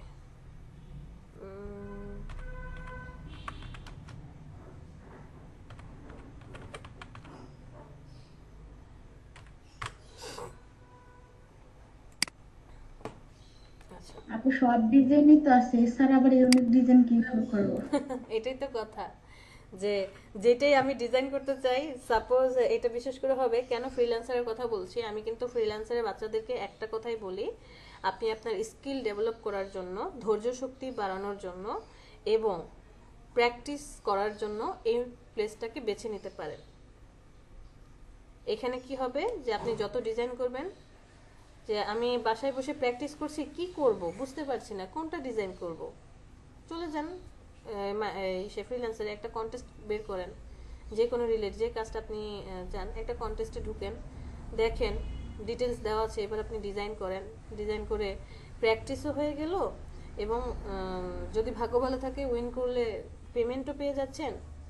ধৈর্য শক্তি যদি কন্ট্রোল করতে চান, সেটা কিভাবে, যে আপনি দেখবেন ওখানে একটা লোগোর জন্য হাজার হাজার এন্ট্রি পড়ছে, আপনি গুগলে এসে ইউটিউবে গিয়ে কোথায় গেলে পাবেন যে একটা লোগো, একটা নাম, একটা আইকন, মানে একটা জিনিসের 2, 4, 500, 1000টা, 2000, 3000 পর্যন্ত এন্ট্রি করে। এতগুলা কম্বিনেশন কোথায় পাবেন? হুম? যেটা ফ্রিল্যান্সারে পসিবল। ধৈর্য শক্তি বাড়বে কি, যে এত ডিজাইন করছে, এত ডিজাইন করছে, আপনার আস্তে আস্তে স্কিল ডেভেলপ হবে, চিন্তা শক্তি গ্রোথ হবে, যে এক একজন এক এক রকম ডিজাইন করছে। ওকে ফাইন, এই ডিজাইনটা আবার দেখে মনে হবে যে এরকমটা আমি ডিজাইন করতে চেয়েছিলাম, এ তো করে ফেললো।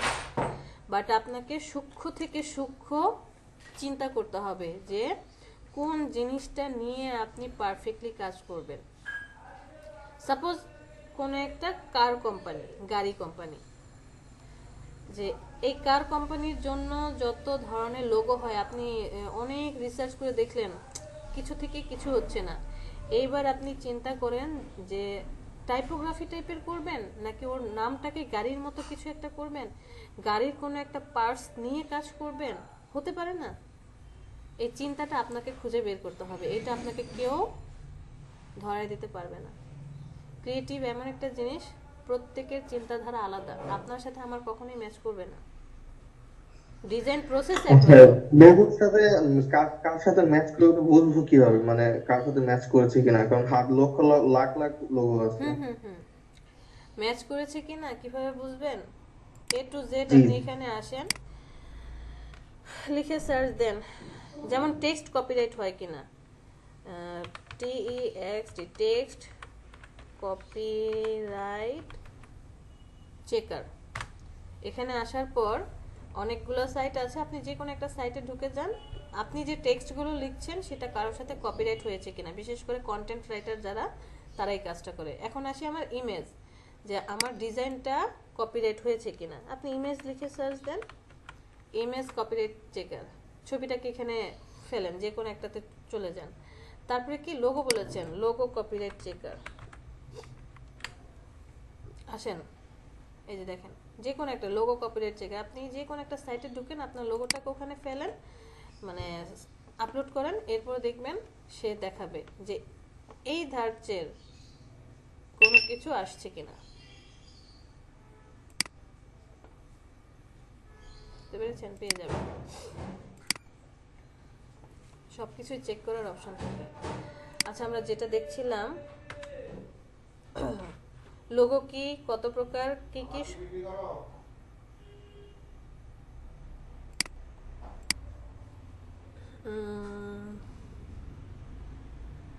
আমরা এটাতে চলে যাই। হ্যাঁ,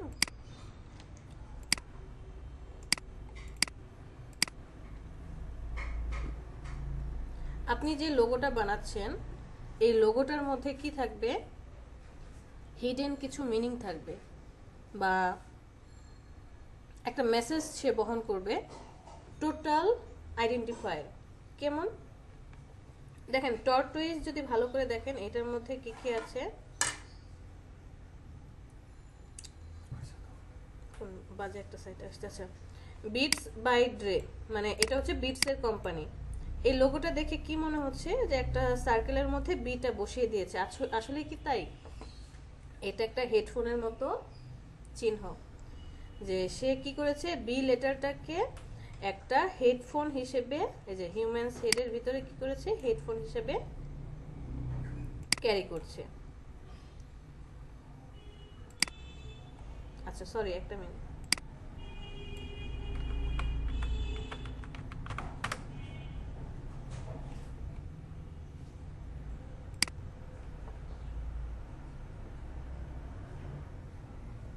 এখানে আসি, তারপর দেখেন এটা হচ্ছে একটা ট্যুর কোম্পানি। এই কোম্পানিটার লোগোটার মধ্যে ফ্রান্সের একটা ট্যুর কোম্পানি, দেখে কি মনে হচ্ছে একটু কেউ আইডিয়া করতে পারবো? অবশ্যই এখানে ও ডিটেলস লিখে দিয়েছে। এই যে দেখেন যে লে tour the France, that means cyclist টাইপের একটা আইকন সে ব্যবহার করেছে, এই যে এতটুকু দিয়ে, যে এই ট্যুরটা তারা সাইকেলের মাধ্যমে বা সাইক্লিস্টের মাধ্যমে সে কি করছে, ব্যবহার করছে। যে ইয়োগা করছে, yoga Australia, hand and leg enclose from map of Australia. দেখেন এই যে হ্যান্ড অ্যান্ড লেগ, এই যে একটা ম্যাপ, এখানে ম্যাপ আছে, অস্ট্রেলিয়ার ম্যাপটা ক্রিয়েট করছে। ফ্লাইট ফাইন্ডার, এখানে এফ দিয়ে একটা ফ্লাইটের মতো ব্যবহার করছে। এই যে দেখেন এফ, ডান পাশে এটাকে রিফ্লেক্ট করে দিয়ে দুইটা এফ বানিয়েছে, বাট মধ্যে কি প্লেনের মতো। কফি নাইট, এটা সিম্পল, যদি ভালো করে খেয়াল করেন কফি নাইট, একটু খেয়াল করেন, এই যে দেখেন চাঁদ মামা দেখা যায়, কফি আবার তার মধ্যে যে চাঁদের মতো ওই যে একটা যে চিহ্ন থাকে। লায়ন বার্ড, আপনি এটা ফার্স্ট লুকে আমাদের নজরে কি পড়েছে, একটা ঈগল পাখির মতো, বাট এটা লায়নেরও একটা চিহ্ন আছে, যে দুইটা চোখ, নাক, আবার ঈগল পাখি। সো আপনি যে ডিজাইনই করেন না কেন, দেখেন শিফট অ্যাশ, দুইটা অ্যারো চিহ্ন উপরে নিচে আইএফটি, বাট একটু ভালো করে যদি খেয়াল করে দেখেন এই জায়গায় হোয়াইট কালারের মতো এইচ, মানে ব্যাকগ্রাউন্ডের সাথে ম্যাচ করেছে, এটা ফাঁকা।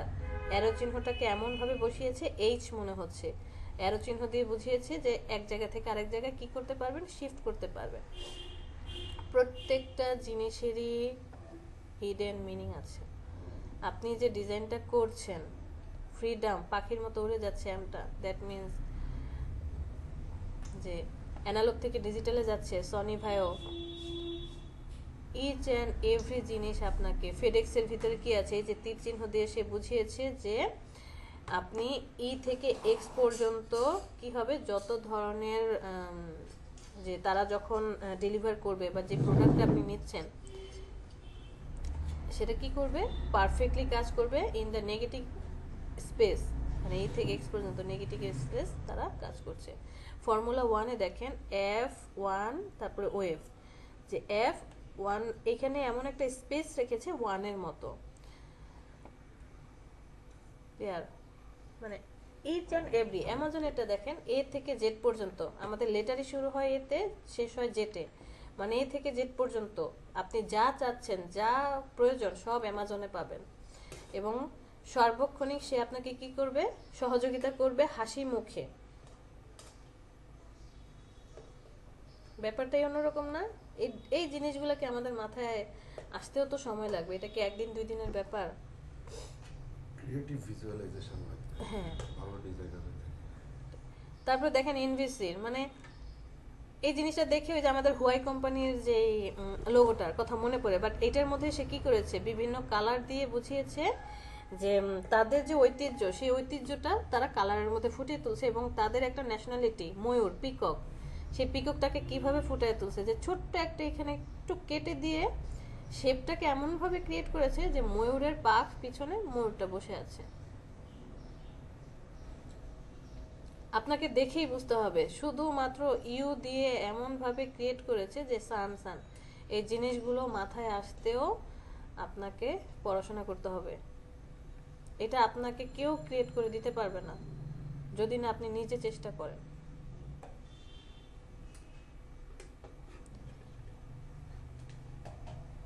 সো পড়াশোনা করেন, পড়াশোনা যত বেশি করবেন তত হচ্ছে জানতে পারবো।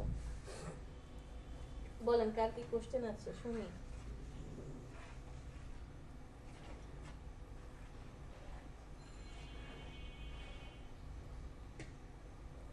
কারো কোনো কোশ্চেন নাই?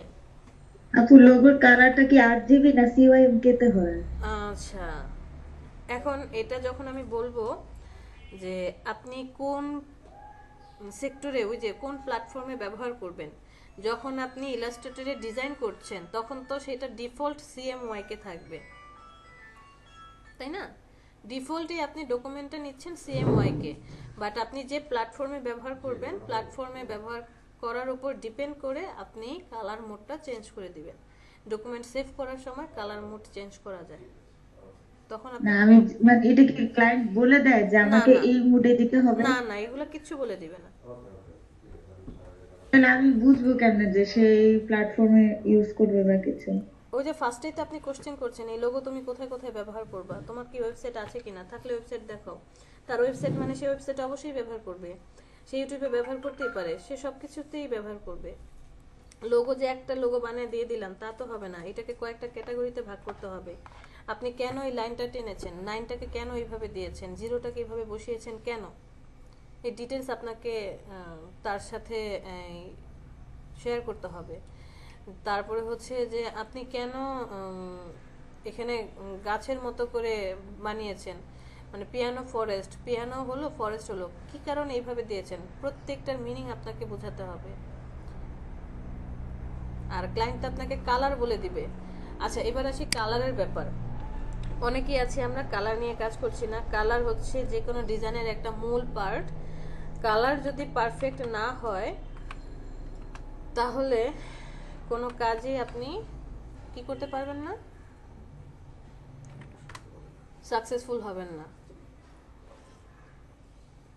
কালার এমন একটা জিনিস, দেখেই মনে শান্তি আসবে। ক্লায়েন্ট ডিজাইনটা পচা হতে পারে, ডিজাইনটা নর্মাল হতে পারে, বাট কালারের জন্যই ডিজাইনটা কি হয়ে যাবে, অ্যাপ্রুভ হয়ে যাবে। কালার কম্বিনেশনগুলো নিয়ে কাজ করবেন। যে অনেক অনেক সাইট আছে, আপনি জাস্ট কালার কম্বিনেশন লিখেই সার্চ দেন, আর কিচ্ছু প্রয়োজন নেই। এই যে দেখেন কালার কম্বিনেশন ফর লোগো, আসেন আমরা শুধু লোগোর জন্যই দেখি ব্র্যান্ড কালার কোনগুলো লোগোর জন্য। যে এক একটা কালারের মিনিং এক এক রকম। আপনাকে আপনার ক্লায়েন্ট বললো, আচ্ছা আমার তো স্টার্ট আপ কোম্পানি, আমি স্বপ্ন দারাজের মতো একটা ই কমার্স সাইট খুলতে চাচ্ছি যেখানে নিত্য প্রয়োজনীয় জিনিস ইউজ করব, তো কোন কালারটা আসলে ভালো যায়, আপনার কাছে কেউ সাজেশন চাইলো। এখন আপনি যদি বলেন স্বপ্ন তো লাল নিয়ে, লাল কালো সাদা নিয়ে কাজ করে, মিনা ক্লিক অরেঞ্জ গ্রিন, তুমি এক কাজ করো, তুমি নীল আর সাদা নিয়ে কাজ করো, তাহলে কি হবে? কখনোই না। আপনি যে কালারটা চুজ করছেন আপনার প্রোডাক্টের সাথে বা আপনার সার্ভিসের সাথে সেটা ম্যাচ করবে। এক একটা কালার, যেমন হোয়াইট কালার কি শুভ্রতা, শান্তির প্রতীক, পবিত্রতার প্রতীক। তারপরে অনেকে বলি লালটা কি, যে ওটাকে কি বলে, ইন্সপাইরেশন। তারপরে হচ্ছে ইউথ অথবা হচ্ছে ইয়াংনেস, হ্যাঁ, বা ধরেন ওই যে একটু কড়া টাইপের থাকে না, হ্যাঁ লিডারশিপ বা কাঠখোট্টা এরকম বলি। বাট প্রত্যেকটা কালারেরই এক একটা মিনিং আছে। আমরা এখন দেখছি কি কালার কম্বিনেশন লোগোর জন্য। চলেন কালার কম্বিনেশন কেমন হবে, যে আপনি কেন কালার কম্বিনেশন করবেন, কোনটার সাথে কোন কালারটা, ইয়েলো আর রেড কেমন হতে পারে, আপনাকে কোড নাম্বার পর্যন্ত দিয়ে দিচ্ছে। ব্ল্যাক অ্যান্ড ইয়েলো কেমন কম্বিনেশন হবে, তারপরে purple and pink. Suppose blue আর গ্রিন না, রেড নেভি ব্লু আর পার্পল ইয়েলো। কিছু কিছু কালারের নাম আছে, যেমন এই যে এটা টার্কিশ কালার, এখন শুনছি যে এটা হচ্ছে কি টার্কিশ কালার, এই কালারটা। আবার আমরা বলি পিঙ্ক, আমরা বলি ইয়েলো, অরেঞ্জ। এটা কি আসলে অরেঞ্জ কালার? আপনি দেখে কি এটা বলবেন এটা একটা অরেঞ্জ কালার? কখনোই না। আমরা অরেঞ্জ বলতে কি বুঝি, একদম টকটকা লাল হলুদ, যেটা না কমলার কালার। এটা দেখে ব্লু বলবো যে স্কাই ব্লু। ব্লুর মধ্যেও কত পার্থক্য থাকে। এটা কি ইয়েলো না, একটু লাইট লেমন কালারের মতো মনে হচ্ছে। হ্যাঁ, এই কালারের মধ্যেও আপনাকে ভ্যারিয়েশন জানতে হবে যে কোন কালারটা দিলে কোনটা পারফেক্টলি ম্যাচ করবে। দেখেন টিল, কখনো নাম শুনছি টিল কালার, কোরাল কালার। এটা কোরাল, এটা টিল। আমরা এটা দেখলে কি বলবো, এটা তো ম্যাজেন্টা কালারের মধ্যে পড়ে, কি না ফিরোজা কালার। আপু এই কোডগুলো কপি করে ফটোশপে নিয়ে গিয়ে কাজ করতে পারবো? হ্যাঁ, আপনি কপি না, এখান থেকে তো আর কপি করতে পারবেন না। আপনি কোড নাম্বারটা নিয়ে যান 358597 লিখে অ্যাপ্লাই করেন, চলে আসবে। মানে ফটোশপে লিখে অ্যাপ্লাই করবো? কোথায় লিখে? যেখান থেকে ফিল কালার চেঞ্জ করেন, জি, ব্যাকগ্রাউন্ড ফরগ্রাউন্ড কালার, ওখানে লিখলেই হয়ে যাবে। ওখানে দেখবেন নিচে অপশন আছে, ওখানে নিচে গিয়ে একটা কোড পরে নাম্বারের কোড অপশন দিলেই আছে। হবে। আজকে তো সফটওয়্যার অন করি নাই।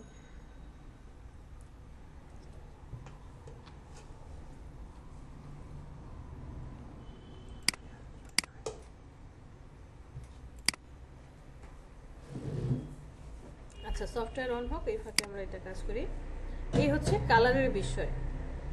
কালারগুলোর মিনিং কি হয়, যেমন আমি দিলাম যে কালার মিনিং।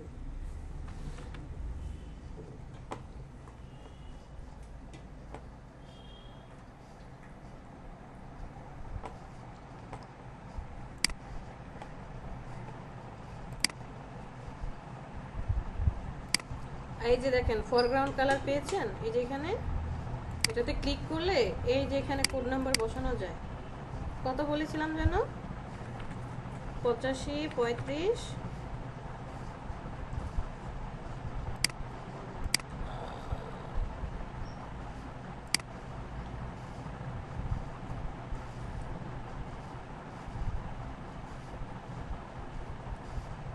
কোনটা বললাম? আচ্ছা, যে কোনো একটা কালার নেই। EC4D37, EC4D37 কালারটা আসছে? জি আপু আসছে।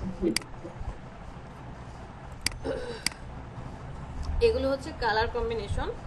তো আমাদের হাতে কত রিসোর্স আছে যে আমাকে মুখস্থ রাখতে হবে না। আপনাকে আমি একটা কথা বলবো, মুখস্থ করার কোনো দরকার নেই, বাট আপনি নলেজ নেন কেমন হতে পারে কম্বিনেশনগুলো, এই জিনিসগুলো পড়াশোনা করেন, নলেজগুলো, আইডিয়াগুলো জেনে রাখেন।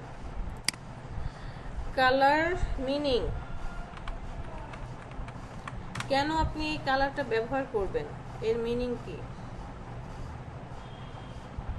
কালার মিনিং অ্যান্ড সাইকোলজি, দেখি ওরা কি বলে আমাদেরকে, যে এই কালারটা, রেড কালারটা কি জন্য ব্যবহার করা হয়। ইমোশনের মধ্যে দেখেন excitement, energy, passion, courage, attention.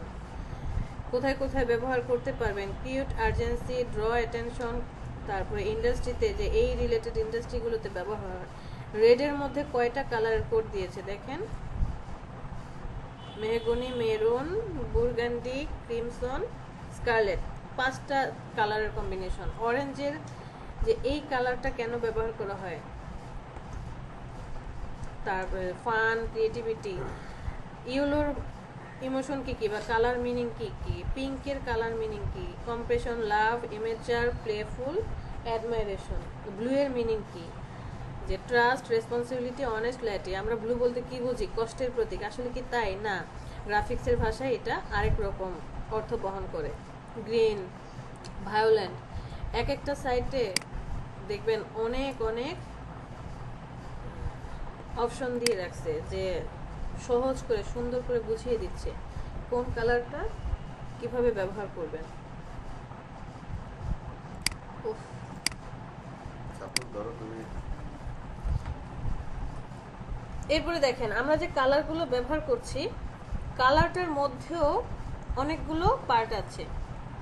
কিছু কিছু কালার দেখলেই চোখে শান্তি লাগে, কিছু কিছু কালার খুব কটকটে হয়, আবার কিছু কিছু কালার কি হয় যে কেমন যেন একটা নিরামিষ টাইপের। এটাকে 3টা নামে ভাগ করছে। কি কি? ওয়ার্ম, কুল আর হচ্ছে নিউট্রাল। ওয়ার্ম কালার কোনগুলা? যেমন ধরেন red, yellow, orange, pink. Cool colour বলছে কাকে? Green, blue, purple, violet. Neutral colour কাদেরকে বলছে? Brown, black and white, grey, এই কালারগুলোকে। সাপোজ এই যে রেড বলেছে, যে লাল, consider emotions ranging from anger, sacrifice, danger, heat, passion, sexuality. দেখেন সে ফার্স্টে বলেছে ইমোশন। ইমোশন আর অ্যাঙ্গার দুইটা কি বিপরীত না? ইমোশন এক জিনিস যে ভালোবাসার প্রতীক, মানে রেডটা যেমন হবে আপনার একদিকে ভালোবাসার প্রতীক, আবার আরেকদিকে কি হতে, ব্লাডের কালারও কিন্তু রেড, যুদ্ধেরও প্রতীক হতে পারে। আপনাকে এই মিনিংগুলো ফুটিয়ে তুলতে হবে যে রেডের সাথে কোন জিনিসটা বা কোন কালারটা ম্যাচিং করলে আমার ক্লায়েন্টকে আমি পারফেক্টলি এই জিনিসটা কি করতে পারবো, অ্যাপ্রুভ করাতে পারবো বা বুঝাতে পারবো। যে সবসময় যে লালের সাথে নীল ব্যবহার করব, লালের সাথে সাদা ব্যবহার করব, কালো ব্যবহার করব। আবার এখানে আরেক কাহিনী আছে, কিছু কিছু কালার আছে একজন আরেকজনের শত্রু, যেমন লাল আর কালো শত্রুও হয় আবার বন্ধুও হয়। আপনাদেরকে বলেছিলাম না, আপনার পিসিতে যদি আপনি ফটোশপের 3টা ভার্সন ধরেন অ্যাক্টিভ করে রাখলেন, 2019, 2020, 2021, 3টা সফটওয়্যারই কি করেছেন, ইনস্টল করে রেখেছেন। একদিন, 2 দিন, 3 দিনের দিন দেখবেন আপনার পিসি হ্যাং করে বসে আছে, পিসি আর চলছেই না। কারণ ওরা সব সহজাত ভাই, অ্যাডোবির সফটওয়্যার, বাট যখন একটা ডিভাইসেই 3 জন একত্রে কি করবে, রানিং করবেন, তারা কি হবে, মারামারি করবে, মধ্যে দিয়ে আমার ডিভাইসটা নষ্ট হবে। ঠিক এরকমই লাল আর কালো দুইজনে কিন্তু একই ধাঁচের, বাট কিছু কিছু জায়গায় লাল আর কালো কালারটা খুব সুন্দর ফুটে উঠবে, আবার কিছু কিছু জায়গায় এই লাল কালো কালারটা একজন আরেকজনকে কি করবে, ওই যে বাংলা ভাষায় যদি বলি খেয়ে ফেলে, মানে কালারটা খুবই মার খায়। এই জিনিসগুলো আপনাকে কি করতে হবে, বুঝতে হবে যে আমি কি ডিজাইন করছি। পিঙ্ক কালারে চলে আসেন, পিঙ্ক কালার, এইটাও একটা পিঙ্ক কালার, এইটাও পিঙ্ক কালার। এই যে ডিফারেন্সগুলো দেখিয়েছে, ডিফারেন্সগুলো বুঝতে হবে। কালার কম্বিনেশন গেল, কালার মিনিং গেল, তারপরে হচ্ছে কত প্রকারও কি কি সেটাও গেল, লোগো কি তা গেল, ক্লায়েন্টের সাথে কিভাবে কথা বলবো সেটাও গেল। আপনাদের SW হচ্ছে যে গুগলে চলে যাবেন, লেখেন লোগো ডিজাইন। ঠান্ডা লাগছে,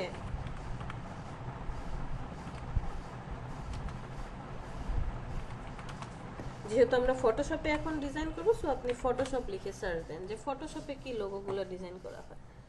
ইমেজে চলে যান, সিম্পলি ফটোশপে আপনি এই ডিজাইনগুলো করতে পারবেন। বাট কিছু কিছু ডিজাইন আছে ফটোশপে করতে গেলে আপনাকে লেয়ার মেনটেন করতে হবে। সাপোজ এই লোগোটাই আপনি ডিজাইন করবেন, দুইটা শেপ নিয়েছে, শেপ নেওয়ার পর এই যে মধ্যে আর কি টিকমার্ক দিয়ে বাদ দিয়েছে, একটা শেপ ডিজাইন করেছে, পরে পিছনে মকআপ করে গ্রেডিয়েন্ট দিয়ে ব্লার করে দিয়েছে নিচের পার্টটা। আপনি গুগলে চলে আসেন, যে কোনো 5টা লোগো সিলেক্ট করেন, একদম সিম্পল। এটা তো ফটোশপে করতে গেলে মাথা গরম হয়ে যাবে, পারবেনই না গ্রেডিয়েন্ট দিয়ে এতগুলো লেয়ার মেনটেন করা। সিম্পল 5টা ডিজাইন সিলেক্ট করেন, সিম্পল। এরপরে সেটা আপনি ডিজাইন করার চেষ্টা করেন।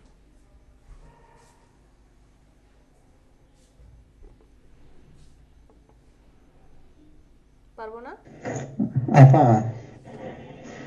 জি সাইফুল স্যার বলেন। এই যে আরসির নিচে যে ব্যাকগ্রাউন্ডটা ইউজ করছে, এগুলো ব্যাকগ্রাউন্ড কিভাবে তৈরি করে? এটা ব্যাকগ্রাউন্ড না, এটা হচ্ছে টেক্সচার। চলে যান, জি। টেক্সচার, ও, এটা একটা ছবি।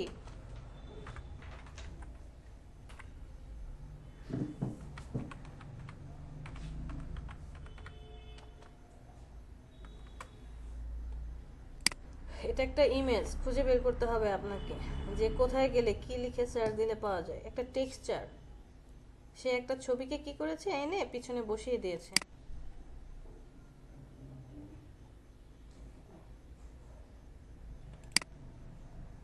এই যে এরকমটাই এটাও হতে পারে।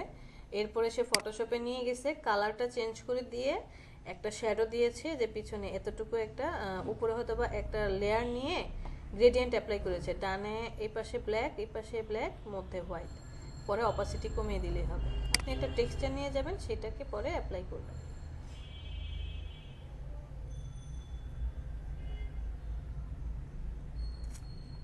আপনার আমাদের মেন জিনিস হচ্ছে এই যে লোগোটা, পিছনে টেক্সচার না, এই লোগোটা আমি ক্রিয়েট করতে পারছি না।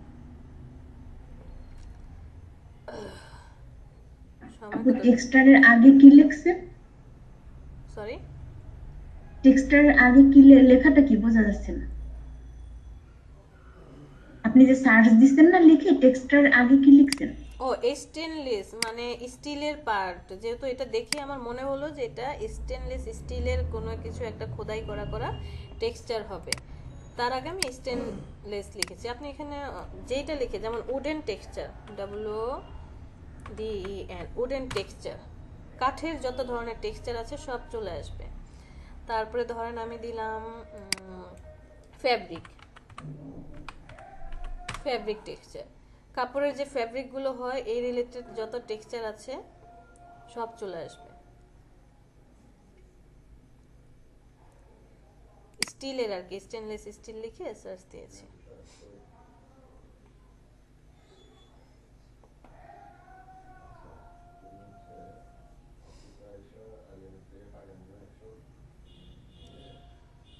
এই যে এটা তো ক্রিয়েট করতে পারবেন ক্রোমের, খুবই ইজি, 3টা বাহু দিয়ে তারপরে হচ্ছে বানিয়েছে। এটাও চাইলে ব্যবহার করতে পারবেন। এই যে এখানে একটু শ্যাডো ব্যবহার করেছে, শেপগুলো পেন টুল দিয়ে ক্রিয়েট করেছে। ফার্স্টে একটা রাউন্ড নিল, রাউন্ড নেওয়ার পরে এখন পেন টুল দিয়ে শেপ ক্রিয়েট করছে আলাদা আলাদাভাবে। তার আপু যে কোনো একটা একটু তৈরি করে দেখাতেন। 10 মিনিটে তো আসলে পসিবল না, যেমন এটাকেই নিয়ে যাই।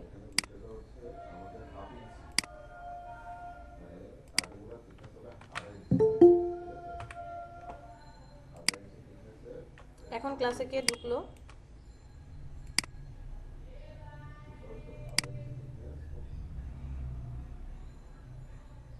ক্লাসে কে ঢুকেছেন এখন? জুবাইর ভাইয়া। কি জন্য আসছেন জুবাইর?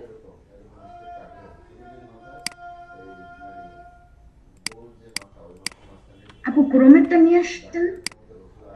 ক্রোম নিয়ে আসবো? হ্যাঁ ক্রোমেরটা দেখেন।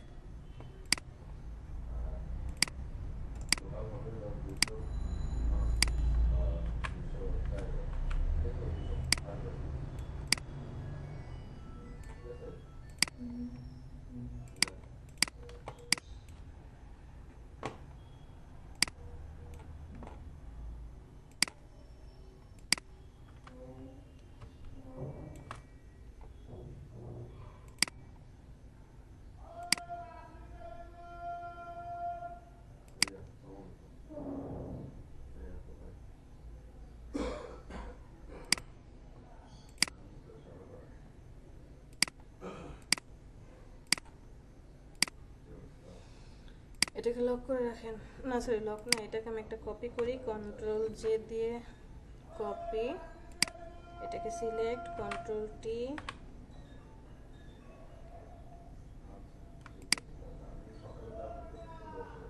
ছোট করে দিলাম।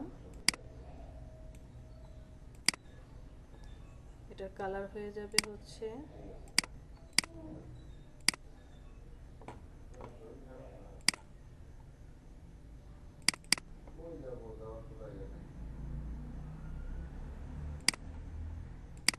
একটু গ্রেডিয়েন্ট অ্যাপ্লাই করে দিচ্ছি।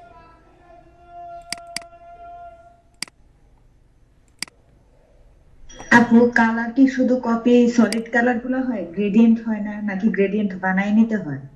তো আমি তো গ্রেডিয়েন্টই দিচ্ছি, যে গ্রেডিয়েন্ট বানিয়ে নিলাম এখান থেকে, যে না গ্রেডিয়েন্ট। না, ওই ক্রোম থেকে যে এনে যে কপি করে ওটার কথা বলছি। বুঝি নাই ক্রোম থেকে কিভাবে কপি করব, বুঝি নাই সুরাইয়া ম্যাম। আচ্ছা মানে আমি বলতে চাচ্ছি কি, যে গ্রেডিয়েন্ট কি কপি করে এনে, যেমন আমরা সলিড কালারের একটা কোড এনে বসাইছি, এরকম কি গ্রেডিয়েন্টেরও করা যায়? ফটোশপে পারবেন না, ইলাস্ট্রেটরে পারবেন। আচ্ছা আচ্ছা এই লেয়ারটাকে আবার কন্ট্রোল জে দিয়ে কপি করলাম। ওকে, নিচের লেয়ারটাকে কন্ট্রোল টি একটু বড় করে দিই।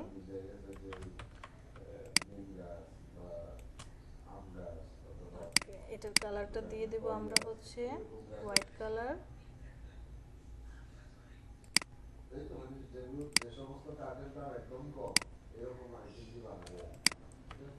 তিনজনকে সিলেক্ট করেন, মিডল অ্যালাইনমেন্ট করে দেন। এই দুজনকে আমি লক করে রাখি। ওকে,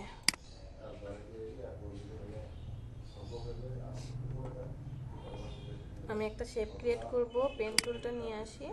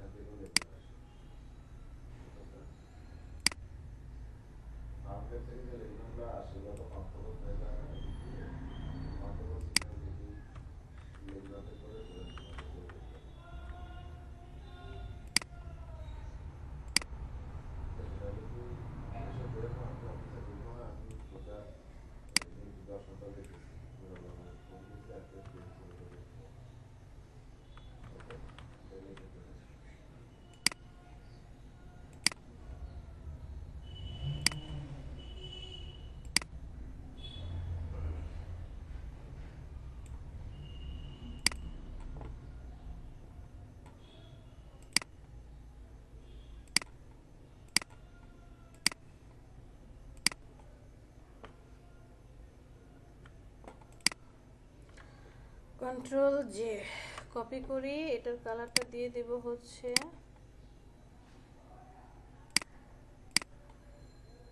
গ্রিন কালার, আবার কন্ট্রোল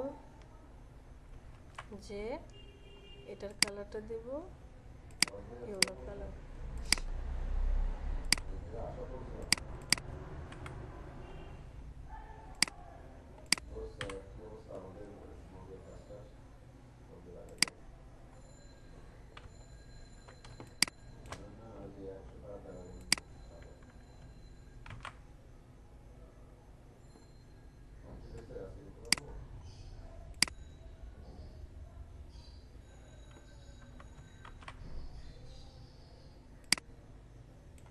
সবুজ কোন দিকে ছিল, এইদিকে নাকি ডানে? হ্যাঁ এদিকেই ছিল।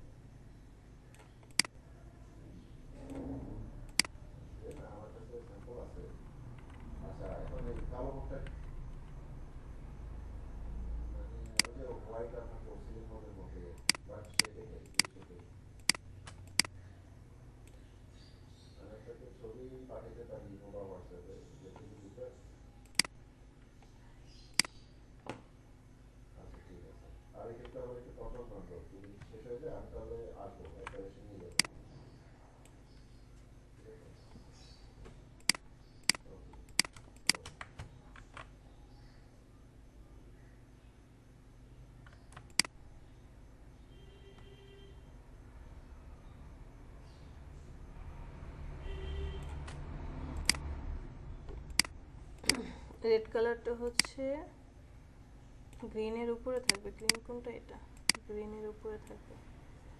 ওকে, ডিরেক্ট সিলেকশন টুলটা সিলেক্ট করি।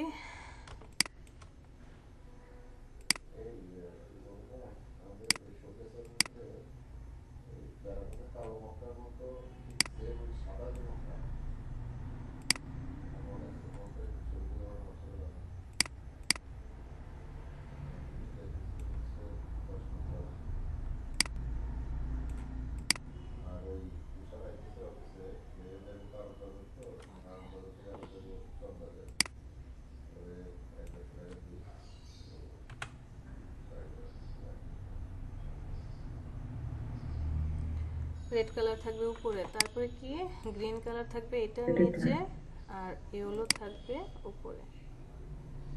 গ্রিন কালারটাকে সিলেক্ট করেন, ডিরেক্ট সিলেকশন টুল, এই পয়েন্টটাকে সিলেক্ট করেন। ওকে, এটাকে অল্টার প্রেস করে এই হাতটাকে একটু বাড়িয়ে দেন, এটা যা আছে তাই থাকবে। এবার হচ্ছে ইয়েলোটাকে সিলেক্ট করেন, ইয়েলোটা এখানে থাকবে।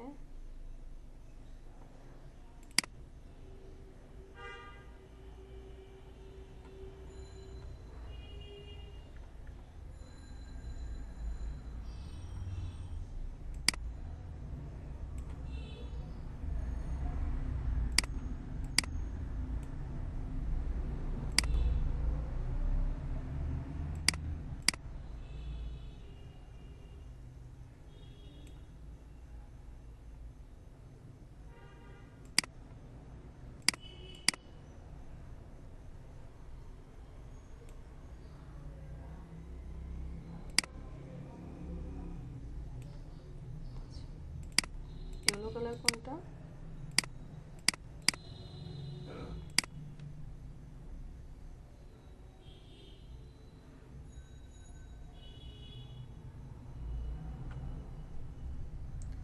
রেড উপরে, তারপরে গ্রিন, গ্রিন আবার ইয়েলোর উপরে।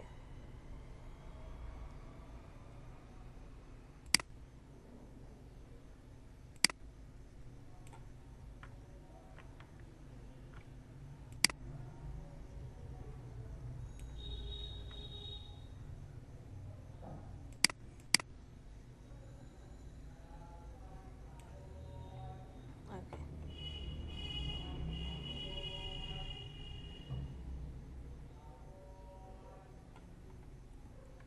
সো আমার এখানে যে রেড কালারটাতে একটু ঝামেলা হয়ে গেছে, যে রেডের জন্য কি হচ্ছে ইয়েলো কালারটা দেখা যাচ্ছে না, রাইট? তো আমি এখানে কি করব, রেড কালারটাকে সিলেক্ট করব, সিলেক্ট করার পর ওকে রাইট বাটনে ক্লিক করে রেস্টেরাইজ করে দেব। এরপরে হচ্ছে ইরেজার টুলটা সিলেক্ট করে ডিলিট করব, বাট সাবধানে ইয়েলো কালারটা কোথায়, ওকে ইয়েলো কালারটাকেও রাইট বাটনে ক্লিক করে রেস্টেরাইজ করে দেন, কন্ট্রোল ধরে এখানে ক্লিক করেন, সিলেকশন কতটুকু, এতটুকু। আচ্ছা,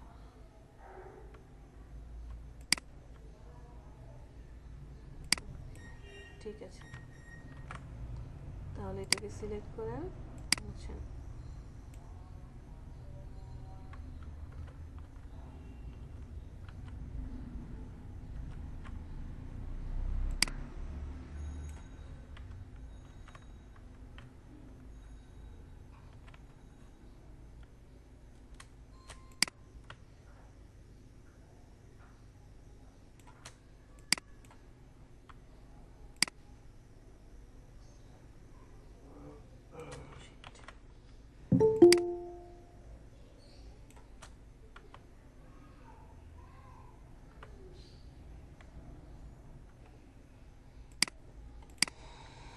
ঠিক আছে,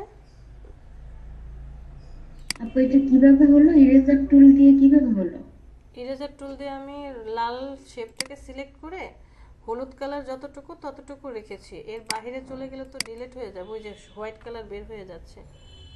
সো যতটুকু এই যে ইয়েলো কালারের পার্ট থাকবে ততটুকু রেখে বাকিটুকু ডিলিট করে দিয়েছি, মুছে দিয়েছি আর কি। আর এটাকে আমি রেস্টিরাইজ করে নিয়েছি, এই যেখান থেকে রেস্টিরাইজ করে লেয়ারে কনভার্ট করলাম, কারণ শেপে থাকলে তো কাজ করবে না, পাথ মোডে নিয়ে আসলাম। আপনার এখানে কাজ শেষ। এখন আপনি সবাইকে সিলেক্ট করেন, কন্ট্রোল জি গ্রুপ করে দেন, এটার নাম দেন ক্রোম।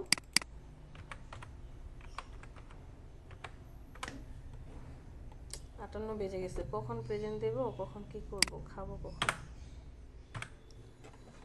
আচ্ছা, সো এটার পিছনে আপনি এখন কি করবেন, ব্যাকগ্রাউন্ড নিয়ে আসবেন। ব্যাকগ্রাউন্ড নিয়ে আসার জন্য আমি একটা রেক্টেঙ্গেল নিই,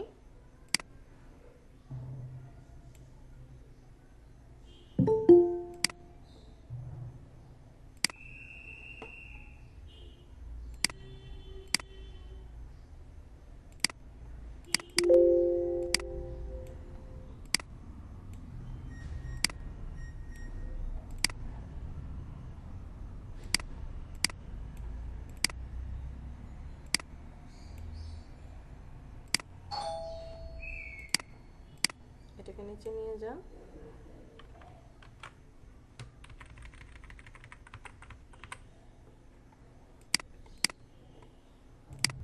ঠিক আছে,